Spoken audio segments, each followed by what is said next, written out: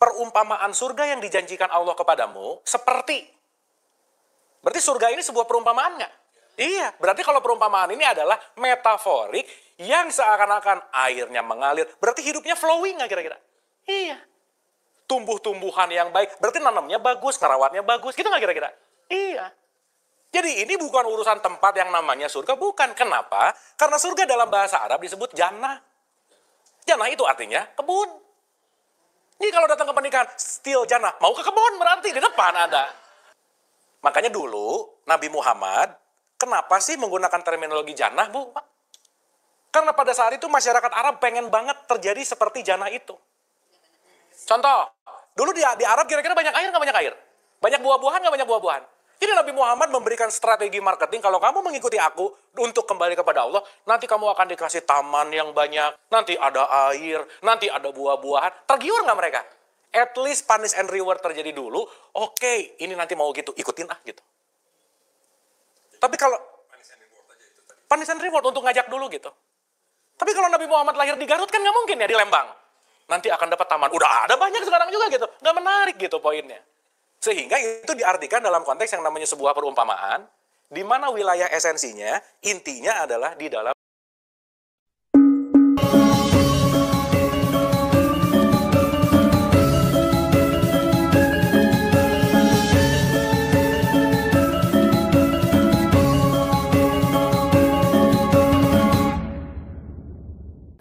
Saya mungkin mau mengawali dalam perspektif tasawuf itu kan ada kata-kata gini Ibu Bapak. Kalau kita mengenal diri, man arafah nafsah faqad arafah robah gitu. Jadi ada satu statement kalau dalam bahasa sehari-hari itu kan ada kata-kata innalillahi wa inna ilaihi rojiun. Gitu ya, semua berasal dari Allah dan akan kembali ke Allah. Nah, dalam tradisi tasawuf itu juga ada kata-kata yang sangat menarik, Ibu Bapak. Awaludin, bagaimana kamu beragama, itu awal mulanya adalah ma'rifatullah. Gitu. Ma'rifat itu artinya kenal sih sebetulnya. Karena bagaimana kita akan mengingat sesuatu kalau kita tidak mengenal sesuatu itu gitu. Bagaimana kita akan menghambakan diri kepada sesuatu yang kita nggak kenal. Gitu intinya. Karena maaf ya Ibu Bapak ya, orang yang sering teriak Allahu Akbar belum tentu kenal sama Allah itu sendiri gitu. Karena boleh jadi kita tahu namanya tapi nggak tahu esensinya gitu. Makanya yang kemarin saya bahas diulang-ulang bahwa orang yang KTP-nya Islam itu belum tentu Islami gitu. Karena Islam itu hanyalah bagian dari produk identitas aja.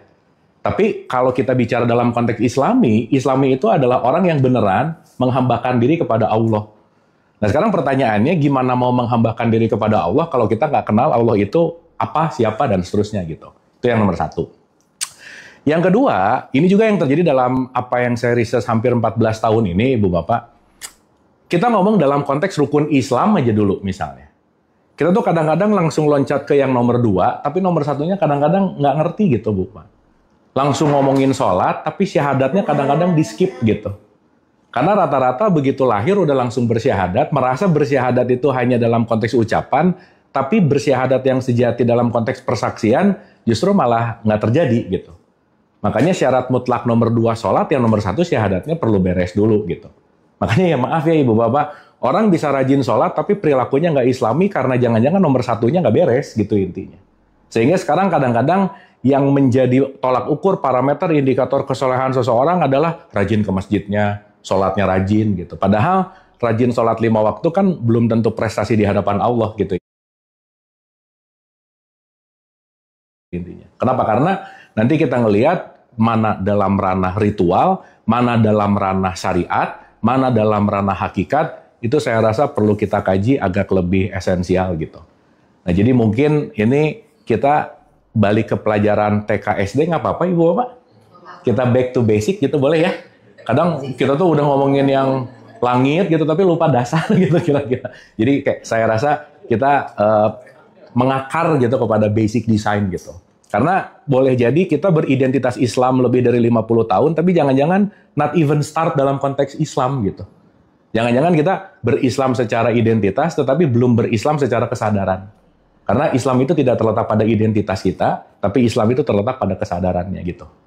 Gitu kira-kira. Nah, jadi mungkin hari ini kita kalau mau pakai bahasa modulasi tasawuf awal, mungkin ini adalah pengenalan tauhid awal gitu kira-kira. Jadi kita akan bicara dalam konteks yang namanya tauhid satu lah gitu kira-kira.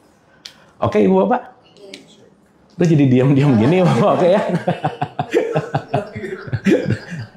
Ini tambah susah atau apa? Tambah susah apa tambah berat ya? Oke, enggak. Pokoknya kan kalau di 20 ayat 2 Quran tuh ada kata-kata ma'angzalna alaikal qur'ana litasqa. Allah membuat ini semua bukan untuk kita jadi susah sih gitu. Jadi kalau menjadi makin susah, yang bikin susah kita sih sebenarnya.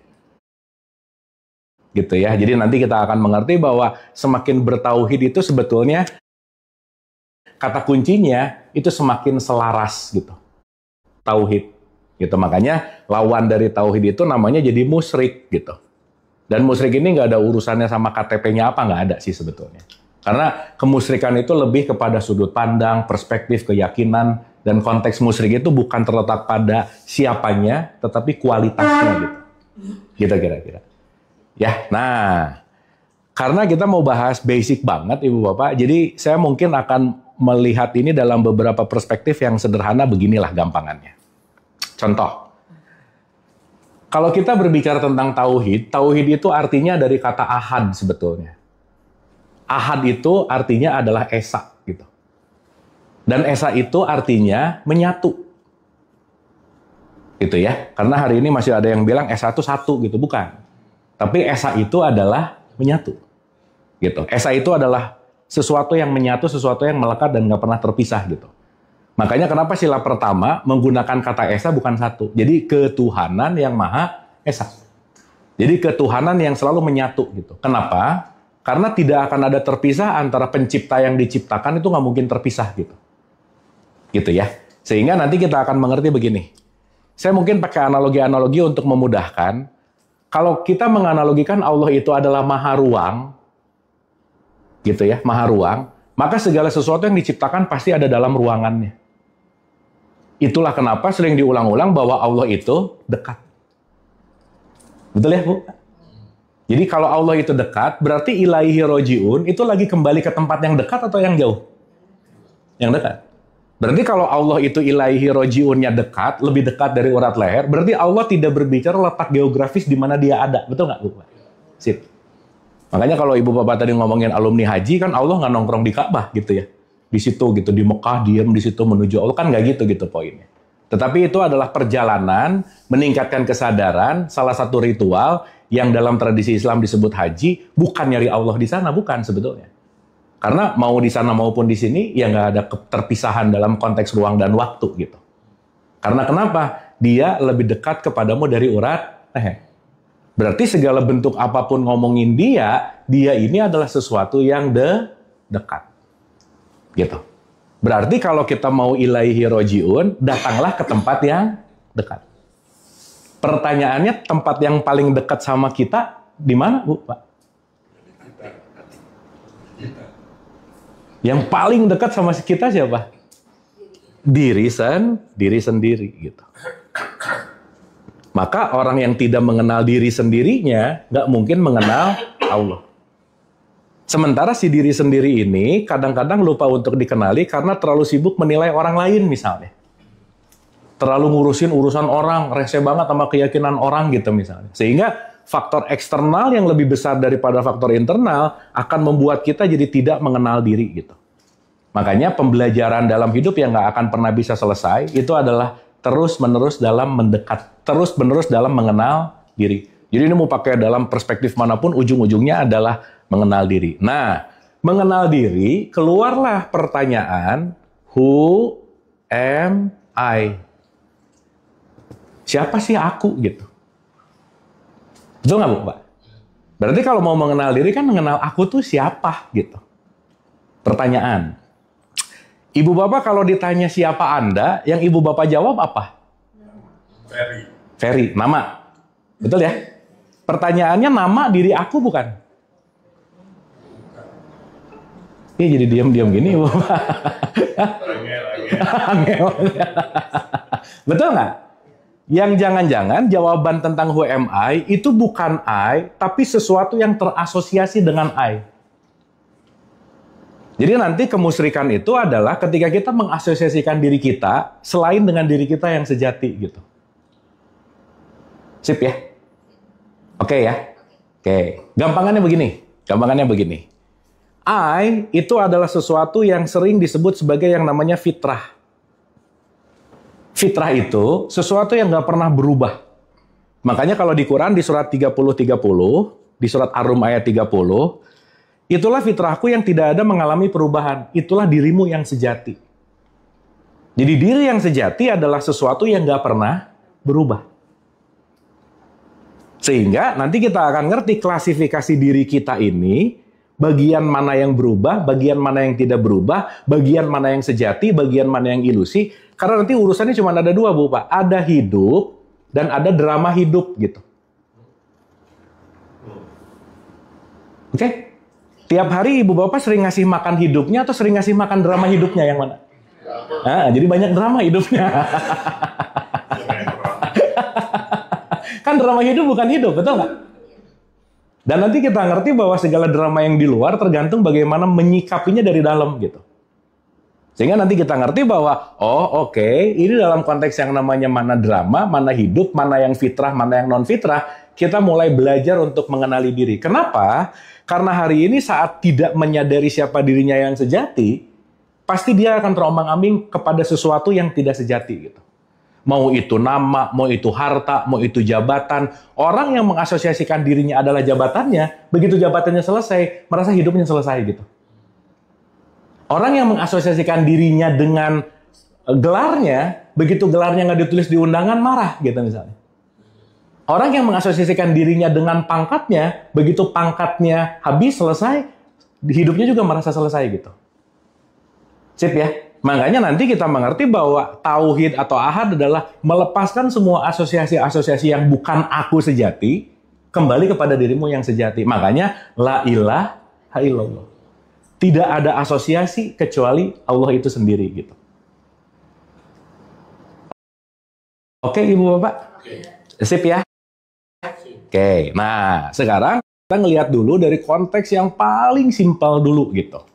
Supaya nanti, seenggaknya aku tahu bahwa aku ini apa, bagiannya apa, ada who am I, nanti ada what am I.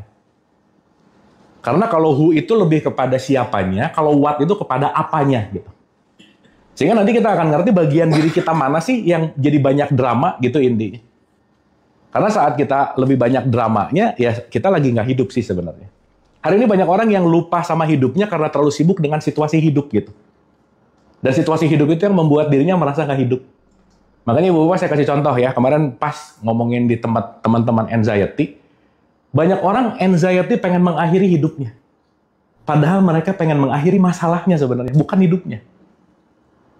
Tapi dipikir bahwa masalah itu adalah hidupnya, dipikir begitu hidupnya selesai, ya nggak apa-apa juga. Tapi poinnya adalah bukan mengakhiri hidup, tapi mengakhiri situasi hidup yang namanya masalah gitu. Karena masalah itu nanti asosiasi dengan diri kita. Maka saat kita terasosiasi dengan apapun yang selain dengan fitrah, itu pasti chaos gitu. Ya, sampai sini oke Bu, Pak? Dapat ya? Oke. Ini oke Ibu Bapak? Oke. Nah, wajahnya oke, tapi oke. Oke, kita lagi belajar disasosiasi gitu. Supaya Allah tuh nggak cuma ngomong gitu loh Bu, Pak. Nggak cuma alif lam lam ha gitu, nggak gitu. Ya nggak apa-apa juga sih. Cuman ya kedekatan kita sama Allah tidak ditentukan seberapa teriakan besarnya, bukan itu gitu poinnya. Tetapi keterhubungannya nanti kita akan menyadari itu gitu. Oke ya. Nah, sekarang kita mulai dari perspektif dulu tentang konteks bahwa banyak aku di dalam aku, ini nanti kita ini memiliki beberapa level. Memiliki beberapa level gitu. Ya, kita lihat dari level yang paling tinggi dulu gitu. Inna lillahi wa inna ilaihi roji'un. Berarti kalau inna lillahi wa inna ilaihi roji'un, semua berasal dari dia dan kembali kepada dia, dan ini banyak pemaknaannya. Tapi intinya, source inti dari hidup itu cuma dia gitu. Makanya saya mau memudahkan, let's say kita sebut Allah ini adalah sumber energi gitu kira-kira. Makanya di surat 24 ayat 35 ada kata-kata Allahun Nur, I am the light. Aku adalah sang hidup. Aku adalah sumbernya, gitu kira-kira. Nah, berarti kalau Allah ini adalah sumbernya, saya sebut sumber satu yang paling sumber itu, saya sebut sebagai aku satu. Jadi nanti di dalam diri kita tuh banyak aku, gitu. Nggak usah jauh-jauh ke aku satu dulu aja. Ada aku sebagai suami, ada? Ada aku sebagai kakak, ada? Ada aku sebagai bos, ada aku sebagai RT, sebagai ini. Aku tuh banyak banget melekat ke kita gitu. Sip ya, supaya nanti kita mengerti bahwa nggak ada keterpisahan antara Allah dengan kita gitu. Karena nanti keterpisahan kita dengan Allah bukan urusan tempat, ruang dan waktu, bukan. Tapi urusan masalahnya di kesadaran gitu intinya. Nah, jadi apa yang ingin saya sampaikan di awal, semua penciptaan ini datang dari sumber yang sama. Sampai sini oke, Bu, Pak? Berarti saya, Ibu, Bapak, kalau mau ngelihat sumbernya sama nggak kira-kira? Sama. Berarti seruangan ini, sekomplek ini, sesemesta raya ini, source-nya datang dari source yang sama. Oke? Tapi pertanyaan saya, kadang lupa sama sumber nggak? Iya, ketika udah beda baju, beda simbol, beda pemikiran, langsung dia kafir, saya enggak gitu. Langsung dia neraka, saya enggak gitu. Padahal yang kita tunjuk semua sumbernya sama nggak kira-kira? Nah, berarti ketika kita menunjuk dan melihat siapapun, jangan-jangan tidak menggunakan kacamata sumber, tapi menggunakan kacamata sekat gitu. Karena nanti makin turun ke bawah, makin menyekat di sini gitu. Sampai sini, oke? Contoh, Ibu Bapak kalau kita saling lihat satu sama lain di ruangan ini, beda-beda nggak? Apanya?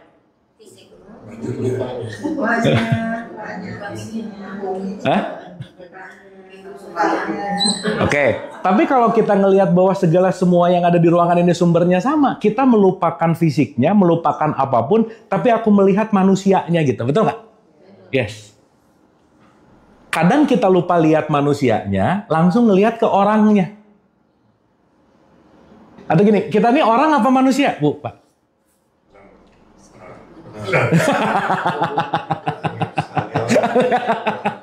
Kan nggak ada pertanyaan nih, Bapak, kalau ketemu teman baru, Ibu manusia mana? Nggak ada ya. Yang ada Ibu orang mana. Berarti semakin mengorang, semakin menyekat menjadi sebuah identitas. Nanti bentar lagi akan paham di situ. Intinya, mari kita sama-sama sadari dulu bahwa kita semua datang dari sumber yang sama. Kalau ngelihat prismanya Pink Floyd ya, Ibu Bapak, satu cahaya dia mendispersi menjadi warna yang berbeda. Betul nggak, Bu, Pak? Jadi mau warna Magiku Hibiniu itu datang dari source yang sama sebenarnya. Kalau kita sibuk sama merahnya, kita lupa sama sumbernya. Kalau kita sibuk sama hijaunya, kita lupa sama sumbernya. Aqua, Amidis, Equil, tiga-tiganya mineral water. Kalau sibuk sama mereknya, lupa tiga-tiganya mineral water gitu kira-kira. Betul nggak, Bu, Pak? Begitu kita ngelihat orang, yang lebih cepat ngelihat mereknya atau ngelihat isinya? Merek. Beda nih. Nah, mulai itu. Begitu ngelihat merek, berarti lagi melihat sesuatu yang berbeda. Nah, nanti kita ngerti bahwa salah satu hukumnya Tuhan, hukumnya Allah, kita diciptakan berbeda. Jadi hidup bukan untuk menyeragamkan, tapi mempersatukan. Jadi kalau konteksnya mempersatukan, berarti yang berbeda, tapi punya dalam konteks yang namanya persatuan gitu. Nah, yang egonya tinggi, nggak pengen beda, pengennya seragam gitu intinya. Sehingga ketika kita mau menyeragamkan hidup, kita lagi ngelawan hukum semesta sebenarnya. Karena pada dasarnya hidup itu pasti berbeda-beda. Sampai sini oke, Bu? Berarti kita sumber yang menampil dengan penampilan yang berbeda. Betul nggak? Iya. Kita ini semua adalah lautan. Begitu lautan jadi ombak, itu jadi beda nama tuh. Padahal ombak bagian dari lautan nggak kira-kira? Yes. Begitu mengombak, dia menampil gitu intinya. Nah, jadi si aku satu ini kita sebut the true source atau yang disebut sumber. Dan mohon maaf banget ya ibu bapak kira-kira agak susah terbuka open mind, susah sih nerima ini pasti. Tapi kita perlu untuk belajar gitu. Karena saat kita udah dikotakan bahwa yang benar ini, yang salah ini, yang benar, yang nggak benar ini, yang semuanya udah dalam kotak yang kita sadari bahwa kita punya limitasi gitu. Makanya nanti kita ngerti bahwa saat kita mulai memperluas sudut pandang kita akan melihat bahwa segala sesuatu bentuk yang terlihat itu kalau di Al-Baqarah 115, kemana saja kamu menghadap, di situ wajahnya Allah. Oke Bu, Pak? Sip ya? Jadi kalau kita ngelihat Allahnya, kita nggak punya kesempatan untuk menghina gitu. Kalau kita ngelihat Allahnya, kita nggak punya kesempatan untuk merendahkan siapapun. Meskipun ya kalau ngelihat orang nyebelin rada susah ngelihat Allah di orang nyebelin sih. Ya udah sih ya gitu. Allah gini-gini banget gitu. Padahal semua adalah sumbernya sama. Ah, gitu. Jadi kalau di aku satu udah nggak ada nama, udah nggak ada status, kita semua sumber. Itu di aku satu. Nah, si aku satu ini dari big source memercik nih Bu, Pak. Memercik nih ceritanya. Jadi sebuah percikan. Percikan itu dalam bahasa Quran disebut ruh. Maka di surat 32 ayat 9, aku tiupkan ruh. Di situ kalimatnya bukan aku ciptakan, tapi ditiupkan. Berarti bagian dari nggak Bu? Bagian dari. Maka ditiupkan percikan 1, ditiupkan percikan 2, ditiupkan percikan 3. Semua yang hidup itu adalah datang dari percikannya. Gitu. Jadi si yang namanya ruh, si yang namanya percikannya, si yang namanya sang hidup ini, semua datang dari percikan yang sama. Ya, saya tulisin dulu, nanti habis gitu kita detailkan satu-satu. Nah, setiap percikan itu masing-masing nanti punya aplikasi. Namanya jiwa. Jadi ruh ini nanti disebut aku 2, jiwa ini nanti disebut aku 3. 1, 2, dan 3 dikasih wadah. Namanya jasad. Ini jadinya namanya aku 4. Jasad punya akun TikTok, namanya jadi aku 5 gitu. Karena kan kita punya akun sosial media tuh. Jadi makin ke bawah, ini kalau pakai piramida, itu makin memiliki perbedaan pasti. Jadi kalau ngelihat akun TikToknya, ngelihat aku 4-nya, ngelihat aku 3-nya, pasti yang dilihat perbedaan. Tapi makin ke atas, oh, mau akunnya ini, mau orang bentuknya gini, mau jiwanya seperti ini, tapi tetap ini adalah manusia. Gitu. Jadi, aku 2 ini adalah manusianya, 3 ke bawah, ini namanya orangnya.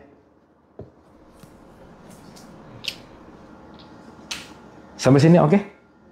Berarti kita ini adalah manusia yang ditempelin semua identitas akhirnya menjadi orang. Sehingga sekarang kita ngelihat itu orang lain, orang lain, orang lain, orang lain. Karena ada keterpisahan tuh. Oh, antara aku dan kamu terpisah. Padahal kalau naik lebih dalam, sumbernya kamu, sumbernya kamu, sumbernya kamu, sumbernya aku, sumbernya sama. Makanya yang banyak konflik pasti di level-level di sini nih. Di level paling bawah. Kenapa? Makin ke bawah, makin tersekat. Makin ke atas, makin menyatu. Makanya kalau ngomongin keorangan, identitas, potensi berantemnya tinggi. Gitu kira-kira. Sampai sini oke, Bu, Pak? Sip ya? Nah, sekarang kita pakai contoh yang lebih gampang, Bu, Pak. Yuk. Kita ngelihat seseorang, secara yang paling mudah yang langsung kita lihat fisiknya nggak Bu, Pak? Yes. Berarti pertanyaan saya, kalau dari ini semua, yang tertampak sama panca indera dan yang tidak tertampak sama panca indera, yang lebih banyak yang tertampak atau tidak tertampak? Tidak tertampak. Nggak tertampak. Karena ibu bapak ngelihat kulitnya, ngelihat kepalanya, betul? Ngelihat pikirannya nggak? Ngelihat emosinya nggak? Ngelihat sikap hatinya nggak? Ngelihat niatnya nggak? Banyak hal yang kita tidak lihat dan kita tidak bisa nilai dari hanya tampakan fisik gitu. Betul nggak Bapak? Berarti yang terlihat sangat mudah itu hanya bagian kecil dari diri kita gitu. Ibu Bapak kalau pernah ngelihat model iceberg, ya ada gambar gini, ini kelihatan, pendek gunungnya, nggak tahu ininya dalam banget loh. Sementara, mohon maaf nih, yang kelihatan ini cuma 0,1%, yang tidak terlihat 99,9%. Jadi saat kita ngelihat siapa-siapa, dengan mudah menilai sesuatu, ingat, itu hanya penilaian yang 0,1%. Jadi sebenarnya yang tertampak sama yang tidak tertampak lebih banyak yang mana? Dalam bahasa Quran, yang tidak tertampak disebut goib. Disebut apa, Bu, Pak? Berarti kalau kita ini lebih banyak tidak tertampaknya, berarti kita cenderung makhluk apa? Nah, gitu. Iya. Mulai berat. Ibu Bapak nggak apa-apa ya? Iya, sambil makan nggak apa-apa, santai. Angel. Ya, soalnya kalau saya cerita boleh enggak, halal haram, surga neraka, bosen lah Bu, Pak. Ya, udahlah, itu mah udahlah cukuplah gitu. Cuman once kita nggak ngerti ini, kita nanti akan susah selaras dengan hidup gitu. Nanti kita nanti dalam tanda petik ya, terkunci hanya dalam wilayah yang di level rendah, tapi lupa bahwa kita ini sebenarnya bukan itu gitu. Ya, sampai sini oke Ibu Bapak? Dapat dulu ya. Nah, simpel aja. Apa pelajaran kita dari tahapan ini? 1, jangan terlalu cepat menilai siapapun, itu nomor 1. Karena goib. Nggak benar-benar tahu. Apalagi segala sesuatu yang datangnya dari sosial media misalnya. Iya. Lebih goib lagi. Kita ngelihat langsung aja goib, apalagi nggak ngelihat, dapatnya dari berita, dan berita yang datang ke kita, itu nggak pernah tahu mana benar, mana salah gitu. 1, Ibu Bapak. Ini kita ngomongin sedikit. Menurut Ibu Bapak, internet itu meluaskan kita atau menyempitkan kita? Sangat menyempitkan. Karena kita mau suka nggak suka, dikontrol oleh algoritma. Titik. Dan algoritma itu hanya memberikan yang kita suka, yang kita nyaman, kita suka, kita nyaman, kita suka, kita nyaman. Jadi semakin kita terjebak dalam algoritma, kita hanya tahu dunia itu hanya sekotak itu gitu, Bu. Dah aja. Gitu intinya.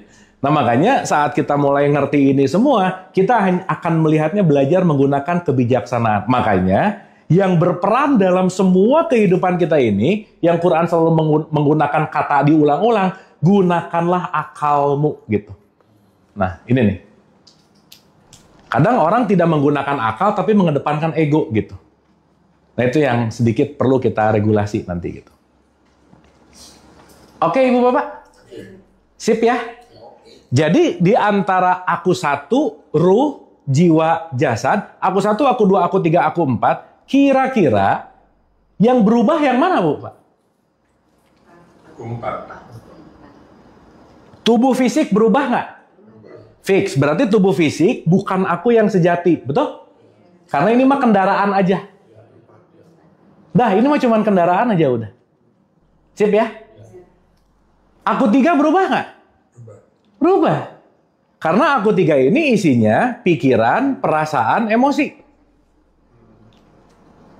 Berarti jangan lupa Ibu Bapak, setiap pikiran yang mampir ke kehidupan kita itu cuma tamu.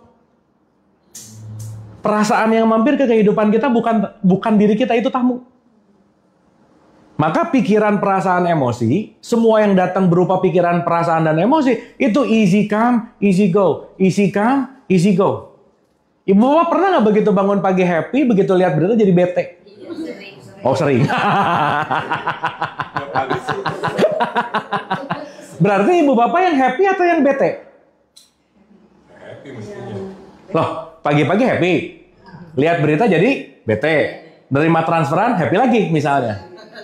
Bisa nggak? Berarti happy, bete, kesel, marah, benci itu berubah-ubah nggak? Itu bukan diri kita.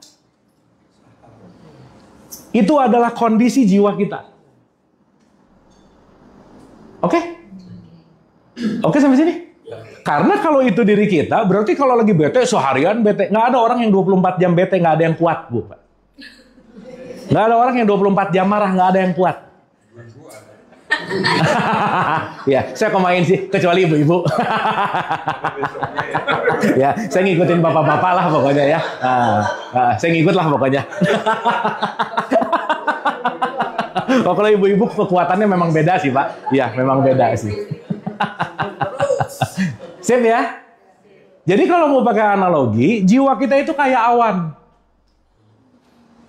Awan hitam, lewat. Putih, lewat. Hitam, lewat. Nah, kita yang sejati itu langitnya. Yang menyaksikan semua awan yang lewat gitu. Jelas Ibu Bapak? Itu yang aku dua nih. Itu aku dua. Aku dua tuh langitnya. Jadi bete lewat. Bete lewat. Happy lewat. Jadi Ibu Bapak kalau lagi bete dan tidak mengentertain bete untuk tinggal, bete lewat sebentar lagi. Cuman begitu bete, login. Oke. Nyangkut. Nyangkut. Jadi lama di situ. Gitu. Tapi rata-rata bukan login sih, subscribe lagi habis gitu ya. Di subscribe si BT-nya. Jadi BT mulu gitu. Jelas ya? Dah, saya mau mempersempit dulu. Berarti pikiran itu aku bukan? Bukan. Bukan. Nah, inilah nanti kalau dalam tradisi Islam, aku yang menyaksikan. Makanya aku bersaksi. Orang baik. Orang baik. Jelas ya? Dah, saya kasih analogi dulu sebelum masuk ke situ. Ya Bapak, kita belajar yang praktikal supaya habis ini kita bisa praktekin, nggak apa-apa ya? Supaya bukan hanya jadi knowledge gitu. Karena urusan-urusan ini kalau nggak dilatih nggak akan ada perubahan, Bu, Pak. Nggak akan ada aja. Jadi kalau sekarang nambah pengetahuan tapi tidak melatih dalam kebiasaan, karena perubahan datang dari kebiasaan lama yang hilang. Dah, selesai. Karena saat kebiasaan lama dipakai terus sampai sekarang, usia nambah tapi nggak makin dewasa gitu. Karena kebiasaan lama yang dipakai terus gitu. Nah, PR kita adalah bagaimana kebiasaan lama terupdate gitu. Gitu ya. Makanya menua pasti, mendewasa pilihan. Nggak semua orang tuh menua semakin dewasa. Belum tentu. Belum tentu. Makanya orang tua belum tentu lebih dewasa dari orang yang belum tua misalnya. Dewasa apa itu? Definisi dewasa itu artinya hidupnya semakin tidak banyak konflik. Bukan nggak ada masalah. Definisi dewasa adalah lebih menerima kenyataan, apa yang terjadi lebih diterima. Bukan ditolak gitu. Karena gini, Ibu Bapak, saya langsung straight to the point aja ya. Kalau ditanya, Allah itu apa sih gitu ya, supaya gampang nih ya. Satu aja, Allah itu adalah realitas atau kenyataan. Selesai. Pertanyaan. Realitas sering tabrakan dengan jiwa kita karena jiwa kita punya ekspektasi. Berarti kalau ekspektasinya lebih besar dari realitas, ini yang namanya masalah.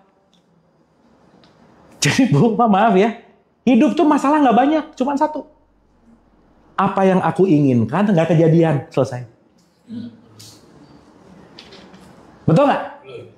Jadi apa yang aku inginkan nggak kejadian, kita sebut sebagai masalah. Pertanyaannya, kejadian nggak bisa kita rubah, justru yang perlu kita rubah adalah keinginannya.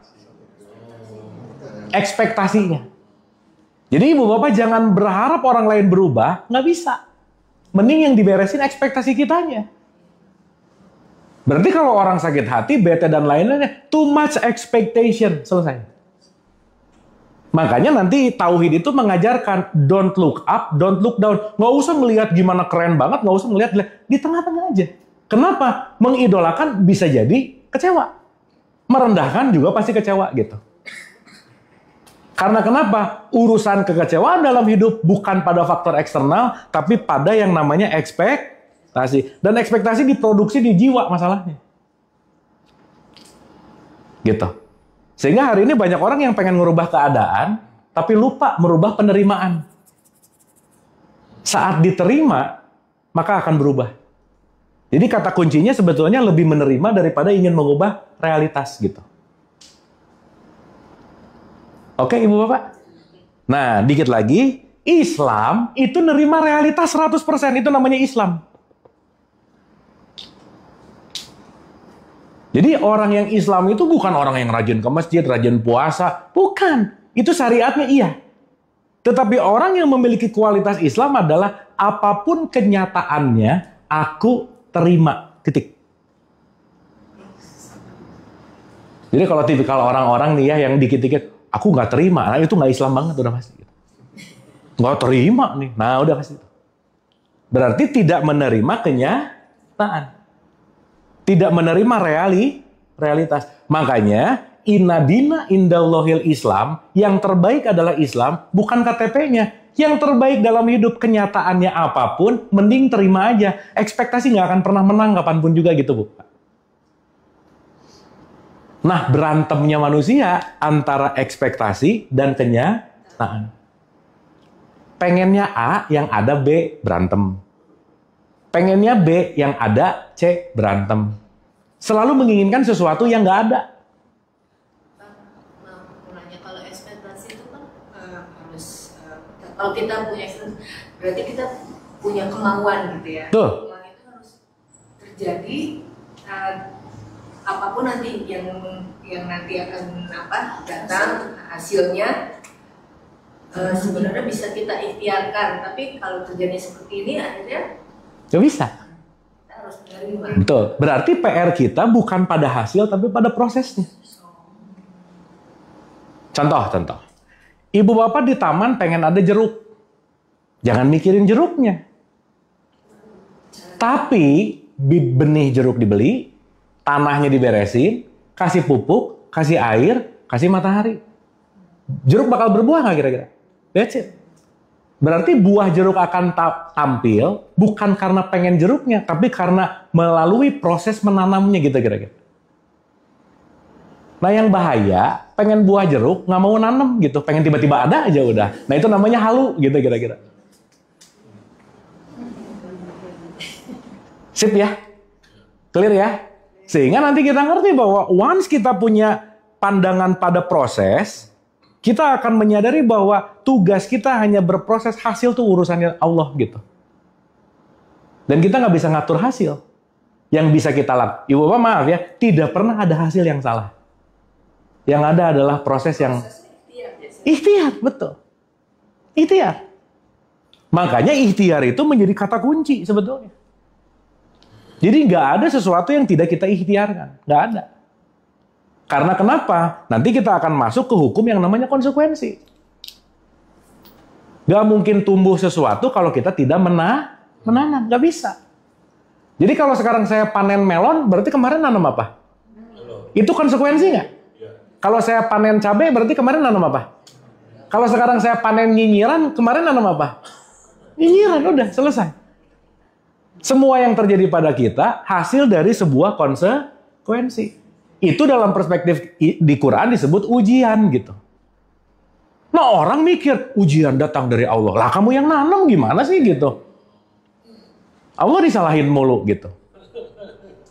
Padahal segala bentuk yang terjadi pada diri kita yang mengundang adalah diri kita sendiri. Cuman waktu nanamnya rata-rata nggak sadar gitu.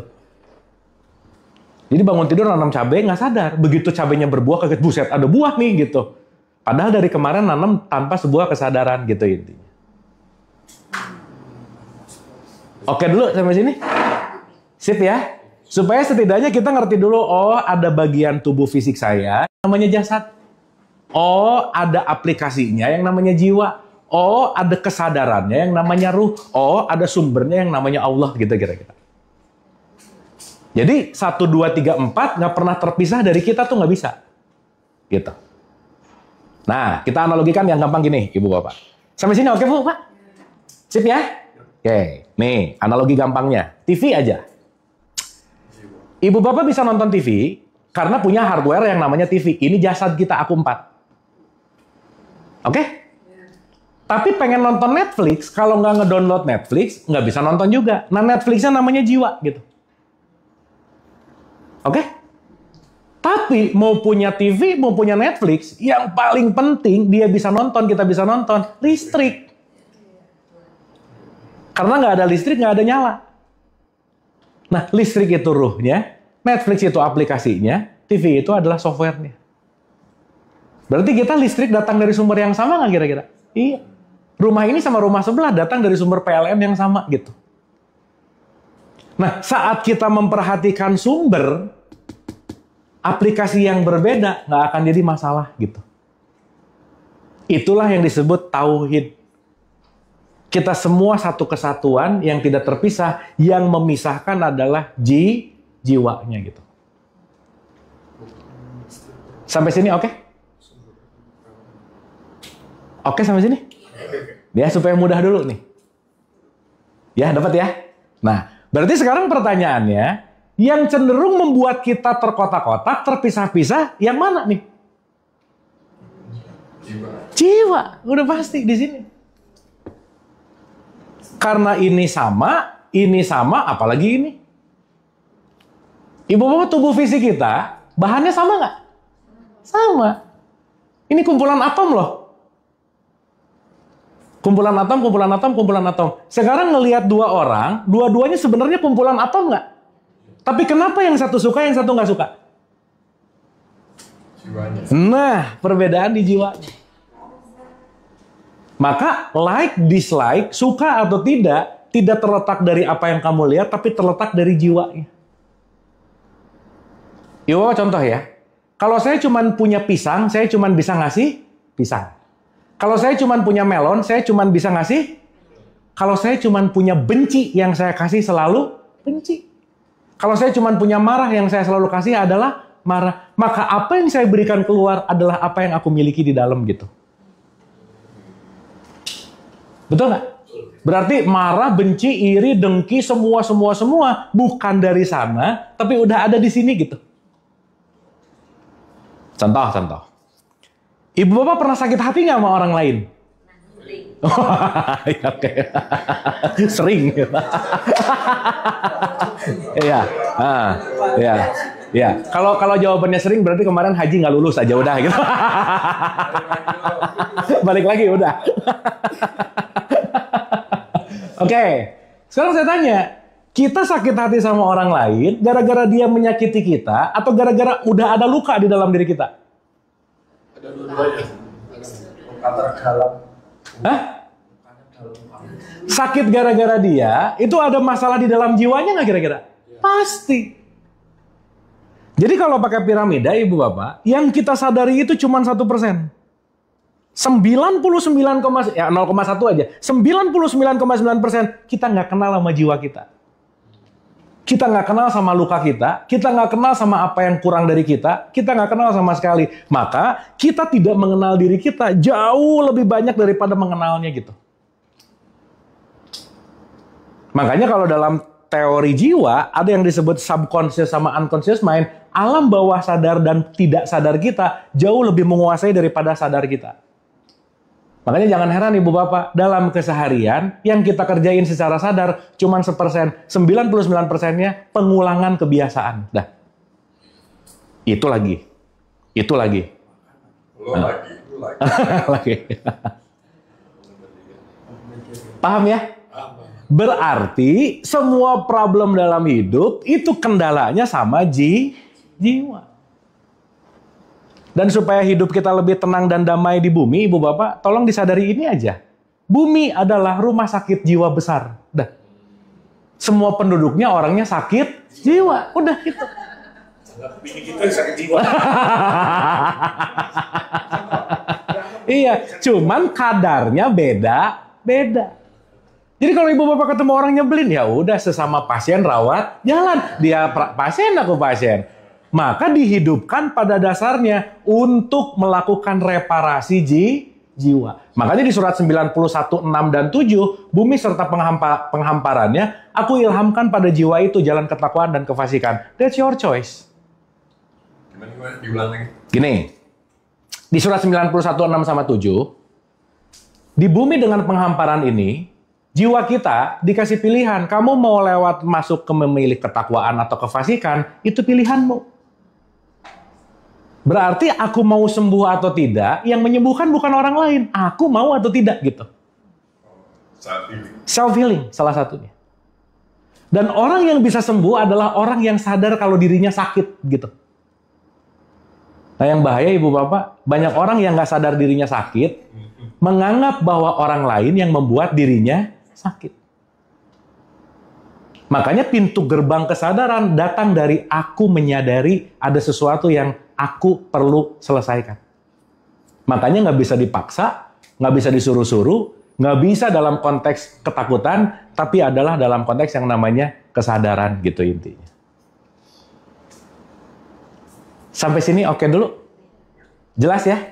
Berarti pertanyaannya, recording semua amal baik, amal buruk, perilaku apa, semua terrecord di dalam jiwa. Jadi intinya, kualitas hidup kita tergantung ketenangan jiwa kita. Udah itu aja, Bu. Selesai aja udah. Kenapa? Karena semua recording ada di dalam jiwa. Sampai sini oke? Dapat ya? Nah, saya mau kasih analogi lagi. Ibu bapak, Maaf nih, kalau orang jiwanya off atau dalam bahasa Quran dicabut, mati nggak dia? kalau jiwa off, mati nggak dia? Enggak, namanya bobo. Bobo, koma, nggak sadar sih gitu.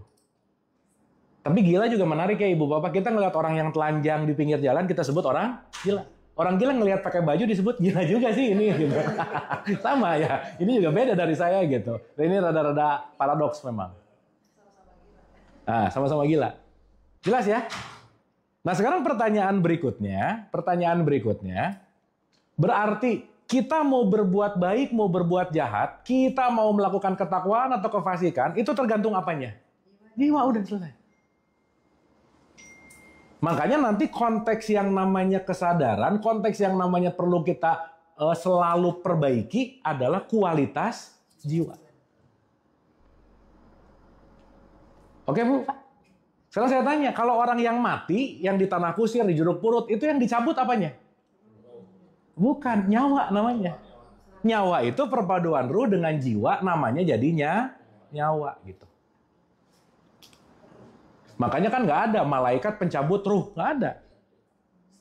Yang ada malaikat pencabut nyawa. Berarti kalau saat kita lagi bangun, ini jasad, ini yang hitam ruh, yang merah jiwa. Ini yang hidup nih namanya. Saat ini off, bobo dia. Oke? Saat balik lagi, bangun dia. Jadi ibu bapak kalau ngelihat orang yang lagi rada-rada wah, mau dicabut jiwa bentar lagi gitu. Iya, dia mau lepas nih. Kesadarannya, consciousness-nya mulai lepas. Oke? Nah, sekarang saya tanya. Sakit, bete, kesel, marah, semuanya terletak di mana sebenarnya? Di sini. Ibu bapak sakit gigi, ketiduran. Sakitnya kerasa nggak? Nggak, karena ininya off. Sedih, ketiduran. Kerasa nggak? Enggak, karena ininya off. Maka nanti kita akan mengerti konteks yang namanya jiwa ini, inilah konteks yang nanti kita akan selalu perbaiki, perbaharui supaya apa? Merubah dan membawa jiwa kita dalam wilayah yang spesifik disebut jiwa yang tenang. Gitu kira-kira. Nah, di 89 ayat 27, ya ayat Tuhan nafsul mutmainah. Wahai jiwa yang tenang. Nah.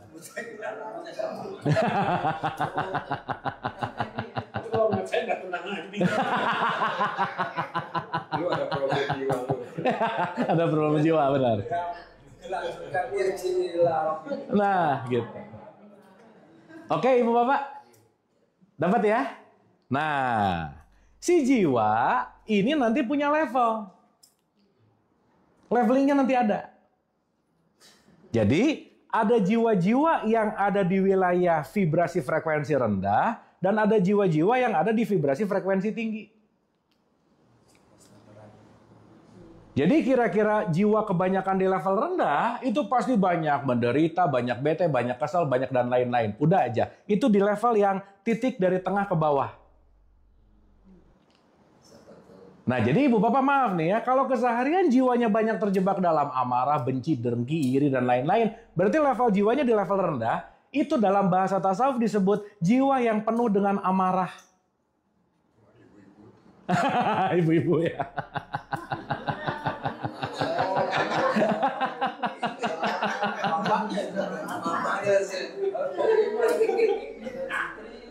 Jelas ya? Karena rata-rata kita nggak sadar kalau lagi ada di wilayah amarah. Tergantung restoran.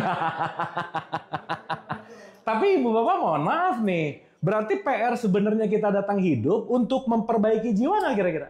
Iya. Maka jiwa akan saling diperbaiki dengan jiwa yang lain. Maka ibu bapak, guru terbesar buat jiwa itu yang akan menjadi pasangan kita udah pasti. Makanya disebut soulmate gitu. Pasti gitu. Makanya kesulitan-kesulitan tertinggi dalam hidup pasti datang dari orang terdekat aja udah fix. Pasti itu mah. Udah nggak akan ada bandingannya, nggak akan ada. Iya. Nggak ketemu udah. Betul. Makanya kenapa kalau saya sebut hidup ini adalah sekolah, pernikahan itu universitas sekolah tingginya. Karena dalam sekolah tinggi itulah jiwa yang satu dan jiwa yang lain dua-duanya saling untuk menumbuhkan. Makanya pertemuan dua jiwa dalam satu institusi yang namanya pernikahan, dua-duanya untuk meningkatkan kualitas jiwa gitu. Meningkatkan. Bunuh diri sama aja beda.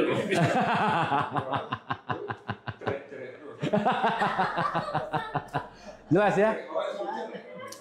Makanya ibu bapak nanti kalau kita ngerti ini, kita tuh nggak pernah jauh-jauh loh. Problem in life itu pasti datang dari ring satu aja udah.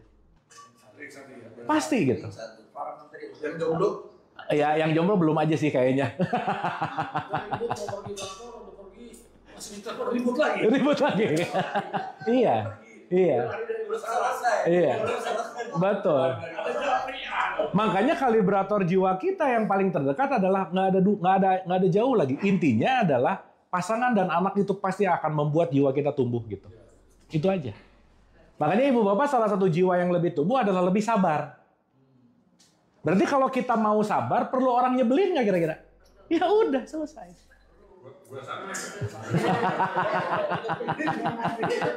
Iya.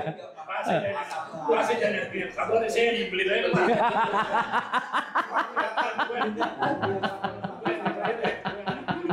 Iya, makanya hukum tertinggi, pasangan yang terbaik itu pasti pasangan yang terbalik, udah pasti aja.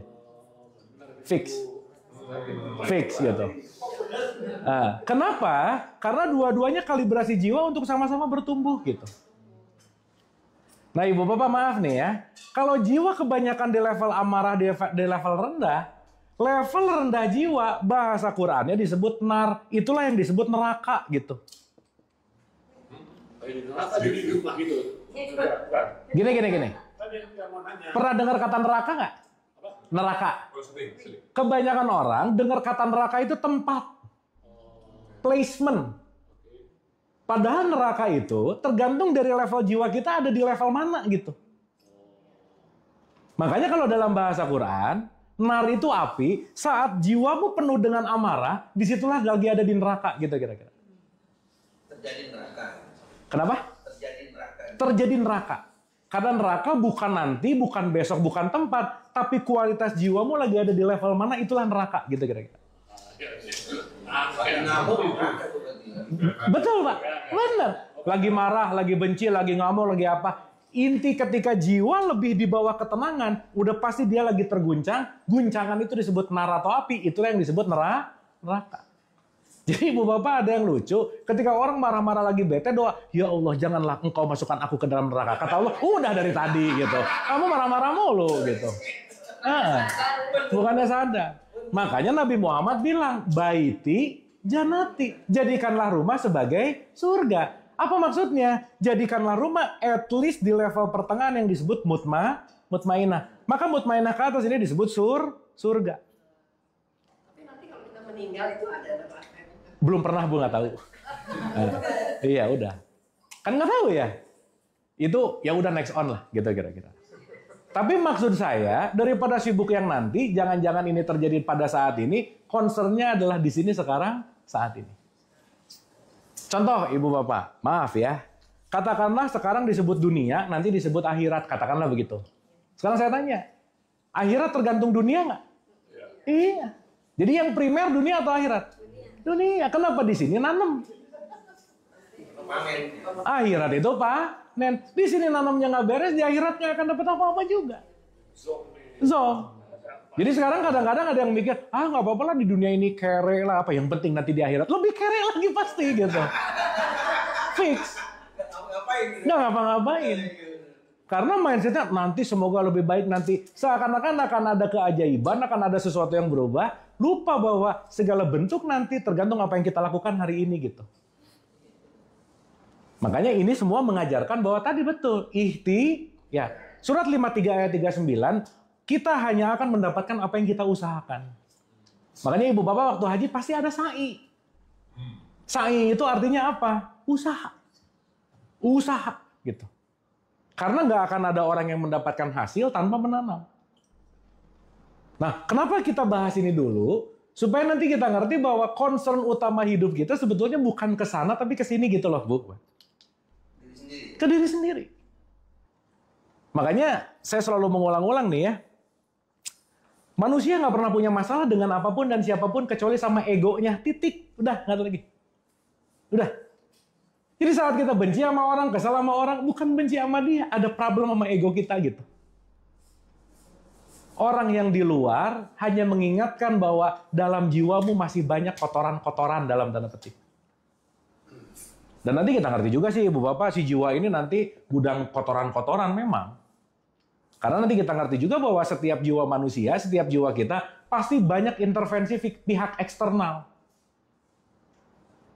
Sehingga nanti kita tidak melihat seapa adanya, tapi melihat seapa akunya gitu. Sehingga begitu kita ngelihat segala sesuatu, tidak objektif, tapi subjektif. Sesuai dengan recording jiwanya masing-masing gitu. Sampai sini oke Bu, Pak? Ya. Kalau itu kan ada yang di bawah, ada yang di atas. Ya. Kalau dua-duanya udah di atas, nggak ada masalah lagi dong jadinya. Dua-duanya siapa misalnya? Suami istri tadi. Oh iya. Tadi ada yang satu yang di bawah, satu di atas. Kalau dua-duanya udah di atas, sudah nggak ada masalah lagi. Kan makin atas, ini nggak pernah selesai sih Pak.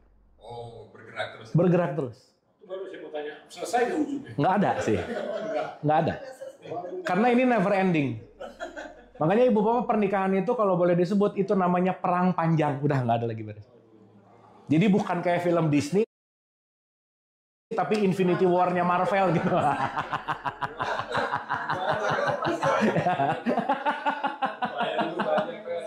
Iya, udah aja. Makanya jangan nyari selesai, jangan. Nggak akan pernah ada. Yang penting menikmati prosesnya. Nah, dari tadi mau nanya, ujungnya ada selesainya nggak nih? Kamu tadi belum selesai kan? Iya. Ada kemarin tanya, ada selesainya nggak? Nggak ada. Nggak ada. Nggak mungkin. Nggak mungkin. Itu juga sama ya. Kenapa? Nanti biangnya diganti nggak sama juga. Gini. Nah, nih, menarik. Bagus nih. Pertanyaan bagus banget. Nah, gini, Bapak kita agak dalam ke sini. Wah, bagus Pak, makasih Pak. Saya jadi ingat sesuatu. Ingat lagi ya. Jadi ingat, bagus Pak. Oke. Ada hukum semesta yang disebut namanya tarik-menarik. Oke? Setiap frekuensi akan menarik frekuensi yang sama. Mau tarik-menarik, tabur tuai, sebab akibat, konsekuensi, karma, semuanya exactly the same. Konteksnya adalah sesuatu yang kita lepaskan akan kita dapatkan gitu kira-kira. Ya? Contoh. Ada laki-laki namanya Jack gitu. Perempuan namanya Queen. Gitu ceritanya. Setiap orang akan dipertemukan dengan level psikologis, penyakit psikologis yang sama, Bu. Jadi pertemuan itu didasari oleh konteks yang namanya psikologis. Dan itu nanti saya bisa cerita panjang. Artinya, penyatuan ini bahasa gampangnya dipersatukan dengan frekuensi aja udah. Makanya kalau di surat 30 Arum ayat 21 akan dipertemukan dengan jenismu. Jenis di sini bukan laki-laki perempuan, tetapi sejenis menarik sejenis. Artinya apa? Frekuensi tertentu akan menarik frekuensi tertentu gitu. Kira-kira begitu. Oke? Katakanlah, saat si Jack ketemu si Queen sebelum nikah, si Jack levelnya 3, pasti dia ketemu juga di level 3 gitu. Karena yang menarik datang ke kita bukan di luar, tapi magnetnya datang dari sini. Makanya ibu bapak, golden rules of life, jangan melakukan sesuatu yang orang lain tidak ingin lakukan kepadamu. Dah gitu aja. Jadi jangan komplain kenapa orang yang datang rese-rese, ya kamunya rese, udah pasti aja gitu. Fix gitu. Kenapa? Semuanya proyeksi. Karena semua proyektor yang di luar itu adalah layar tergantung dari apa yang ada diproyeksikan di sini gitu. Makanya setiap level jiwa ini nanti memiliki frekuensinya masing-masing. Jadi nanti ada energinya 1, vibrasinya 2, frekuensinya 17, Bu. Nanti kita belajar satu-satu di sini. Supaya nanti ngerti, kenapa ya gini-gini aja? Ya iyalah, saya tiap hari tiap hari panen cabai karena tiap hari saya nanam cabai. Kebanyakan orang nanam cabai doa, ya Allah semoga keluar durian. Nggak bisa. Karena kita hanya akan mendapatkan apa yang kita tarik secara tarik-menarik gitu. Sekarang saya tanya ibu bapak, kalau kita ada di wilayah neraka, yang akan kita tarik neraka juga nggak kira-kira? Pasti. Makanya nanti dalam tasawuf itu ada 3 level, amarah, lawamah, mulhamah. Ini nanti kita bahas satu-satu.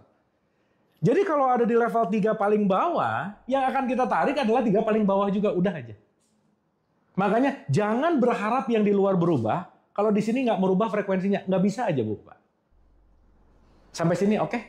Oke. Nah. Jadi si Jack gimana nih? Lanjut. Ya. Berarti dia dua-duanya ketemu untuk masuk ke universitas pernikahan supaya apa? Si Jack naik skalanya, si Queen juga naik skalanya. Makanya ibu bapak, sorry to say, pernikahan itu syarat mutlaknya takwa loh. Di 4 ayat 1, bertakwalah supaya dua-duanya makin takwa gitu. Cuman sekarang takwa dilupain Bu, Pak. Syarat nikah nomor 1 sekarang gedung gitu masalahnya. Catering lah, gedungnya lah. Tapi lupa basic desain pernikahan itu adalah jiwa yang takwa ketemu jiwa yang takwa, dua-duanya saling mengasah untuk bertumbuh gitu. Jelas ya? Jadi yang penting dalam pernikahan gedungnya atau takwanya Bu, Pak? Enggak, dua-duanya. Takwa nggak ada gedung juga nggak jadi. Ya jangan. Dua-duanya tetap harus ada. Tapi maksud saya, konsekuensi konteks dalam sebuah penyatuan itu adalah menyatunya jiwa di level tertentu gitu. Udah. Singkat cerita, terjadi nih pernikahan dan seterusnya. Makanya ibu bapak dalam hidup itu nggak pernah ada jodoh, nggak ada. Jodoh itu bullshit. Yang ada saling menjodohkan. Nggak ada jodoh satu kali selamanya tuh nggak ada. Kenapa? Karena konteks hidup itu dinamis. Contoh. Ini sebelum nikah suka ngomong, kayaknya kita jodoh deh, udah. 3 tahun, 4 tahun, kayaknya kita nggak jodoh deh, gitu Bapak. Padahal bukan matching saat itu terus-terusan, tapi selalu mematchingkan. Jadi konteks yang namanya pernikahan ini intinya adalah dua-duanya saling bertumbuh gitu. Makanya nggak ada yang ideal dalam hidup. Oh, sebelum nikah, he is the right man. Abis nikah, wah siap-siap nyesal aja, udah nggak right man lah gitu. Kenapa? Karena pasti berubah gitu. Betul nggak Bapak? Ini kalau dilanjutin jadi ceramah nikah sih. Ya udah, nih. Singkat cerita, dalam perjalanan si universitas kehidupannya, ibu bapak mohon maaf ya, kalau mau jadi orang takwa, orang takwa adalah orang yang tidak pelit, itu nomor 1. Jadi ibu bapak nanti kalau nyari menantu, udahlah nomor 1 tanya pelit atau enggak. Kalau menantunya pelit, mertuanya pusing, udah pasti aja udah. Kenapa? Karena pelit ini nanti konteksnya attachment. Berarti ini mengajarkan kita untuk letting go, untuk detachment. Itu 1. Yang kedua urusan ego, yang ketiga urusan memaafkan. Dah aja. Singkat cerita, setelah bertemu, kan ya balik lagi ya, kalau sebelum akad itu semua orang itu lagi di fase fall in love namanya, Bu. Kalau fall in love berarti lagi ditipu sama hormon, betul nggak? Maka orang fall in love semuanya bego, udah gitu aja. Nah ngambil keputusan waktu bego, makanya salah semua gitu kira-kira. Udah, saat masuk ke fase yang lebih sadar, ceritanya kalau pengen lebih sabar kan pasti ketemu yang nyebelin banget gitu kira-kira. Udah pasti aja. Gampangannya, si Queen makin sabar makin bagus, levelnya jadi 7. Si Jack-nya nggak naik-naik. Iya. Jadi ibu bapak kalau masing-masing nggak sama bareng naik, itu pasti salah satu outputnya adalah pisah. Makanya perpisahan itu bukan penyelesaian. Kok gini, divorce is a new hope. Bisa jadi. Kenapa? Karena udah nggak sefrekuensi kok. Makanya cerai itu bukan berhenti saling mencintai, tapi berhenti saling menyakiti. Bisa jadi gitu. Kenapa? Karena dua-duanya udah tidak pada frekuensi yang selaras gitu kira-kira. Dah. Singkat cerita, si Jack tetap di level 3 nggak kira-kira? Iya. Akan menarik level yang sama nggak? Iya, narik si Rose namanya ceritanya. Karena dia levelnya 3, si Rose berarti level berapa? 3. Berarti Rose siapa? Another queen di level yang sama. Naik lagi si Rose levelnya. Ya, apapun.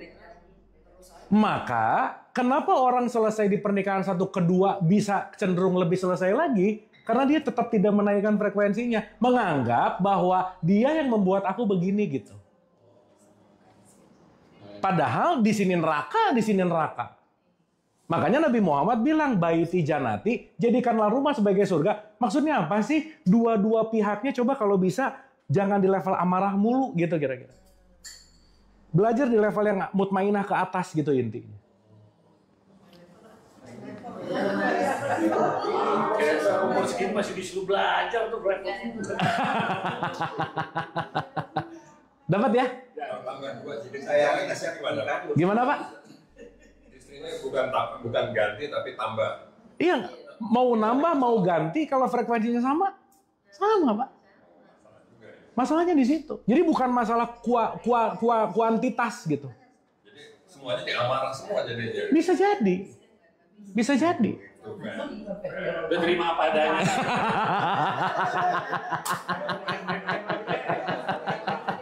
Iya. Logikanya satu aja pusing apalagi 3 gitu loh Pak. Iya. Tapi kalau ada orang yang milih 3 urusannya dia gitu. Iya. Problemnya dia juga, urusannya dia juga gitu. Nerakanya dia juga gitu. Bukan urusan kita gitu. Karena segala bentuk apapun adalah keputusan. Dan gak ada yang bisa mengalihkan dan yang bisa menggantikan keputusan kita kecuali diri sendiri gitu. Dan setiap keputusan pasti akan ada konsekuensi. Gitu kira-kira. Ya, jadi ibu bapak maaf nih. Ini masyarakat Islam di Indonesia jarang nyentuh ranah jiwanya, urusannya fikihnya mulu, gerakan fisiknya mulu gitu loh Bu, Pak. Yang dilihat rokaatnya, rukunya, kunut nggak kunut, berantem gini-gini nggak. Tapi urusan jiwa ini nggak disentuh gitu. Makanya banyak orang tua yang nanya ke anak, udah sholat atau belum? Dikit loh yang nanya ke anaknya. Hari ini happy nggak? Hari ini perasaan kamu gimana? Hari ini kamu apa yang bikin kesal? Ini nggak ditanya gitu. Kenapa? Karena mindset dari konteks Islamnya, yang penting sholat 5 waktu, ngajinya oke, hatam dan lain-lain. Tapi kondisi jiwanya nggak pernah dicek and recheck gitu kira-kira. Akhirnya banyak yang santri-santri tapi tetap aja. Tetap. Makanya saya sering bilang gini Ibu Bapak. Sholat tanpa jiwa, itu namanya senam. Iya olahraga, jiwanya nggak terhubung kok. Betul nggak? Puasa tanpa jiwa namanya diet. Umroh haji tanpa jiwa namanya wisata, udah beres.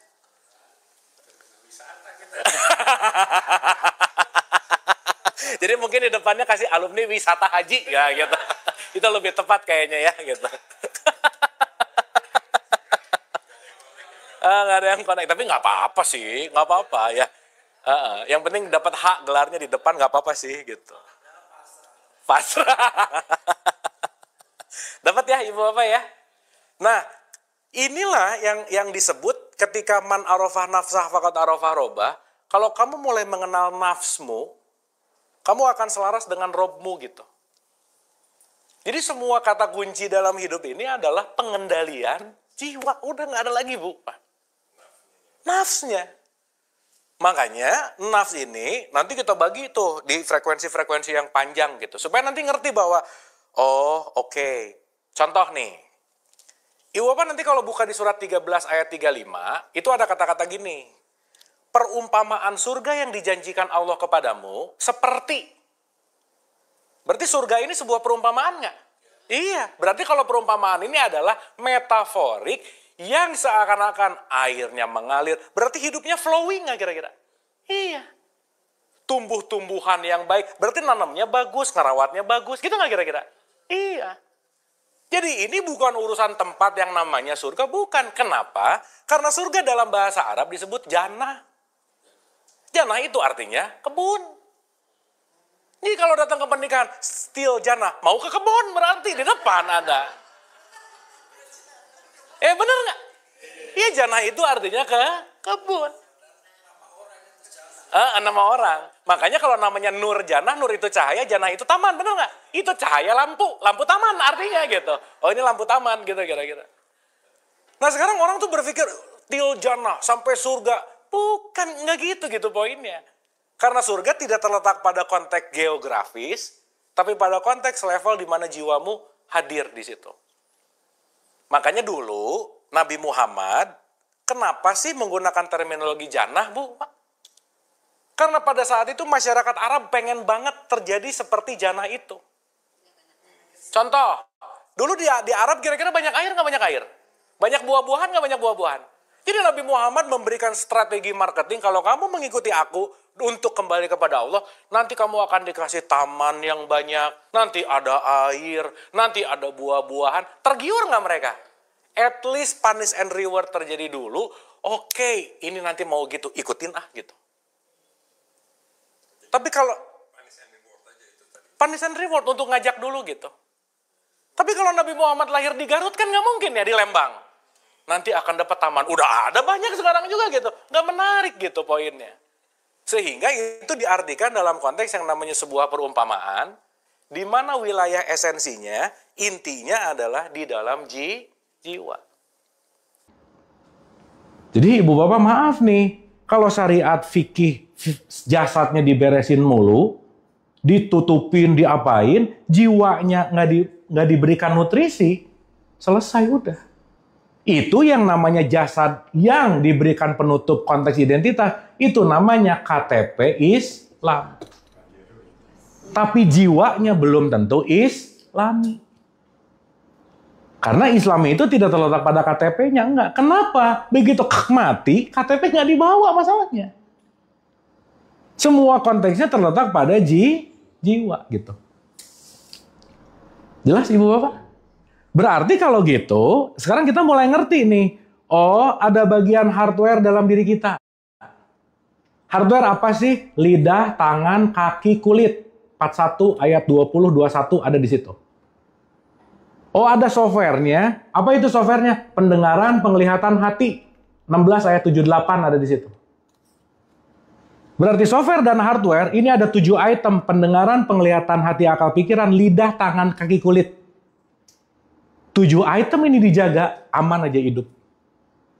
Makanya kenapa tawaf 7, sa'i 7, semua 7. 7 itu sebetulnya mau bicara tentang hardware software, pendengaran, penglihatan, hati, akal, pikiran, lidah, tangan, kaki, kulit, that's it. Dan itu semua ketika kita jaga, salah satu esensinya, kita pasti akan selaras dengan kehidupan gitu. Lidah, tangan, kaki, kulit, pendengaran, penglihatan, hati. Makanya di Quran ngomong, kamu aku udah kasih pendengaran, penglihatan dan hati nggak dipakai, apa bedanya dengan binatang ternak gitu misalnya. Berarti kan nggak connect gitu intinya. Jelas ya Ibu Bapak ya? Berarti pertanyaannya si jiwa ini perlu dikasih nutrisi terus nggak? Dalam keseharian ada nggak reminder sistemnya? Hah? Remindingnya ada nggak? Ada. Namanya wudhu. Nih kita lihat Ibu Bapak nih ya. Ini kalau saya boleh ngelihat di tradisi Islam, salah satu sistem yang keren gitu ya. Coba kebayang nggak? Satu, azan dulu. Azan kan reminding nih. Setelah azan ngapain? Wudu.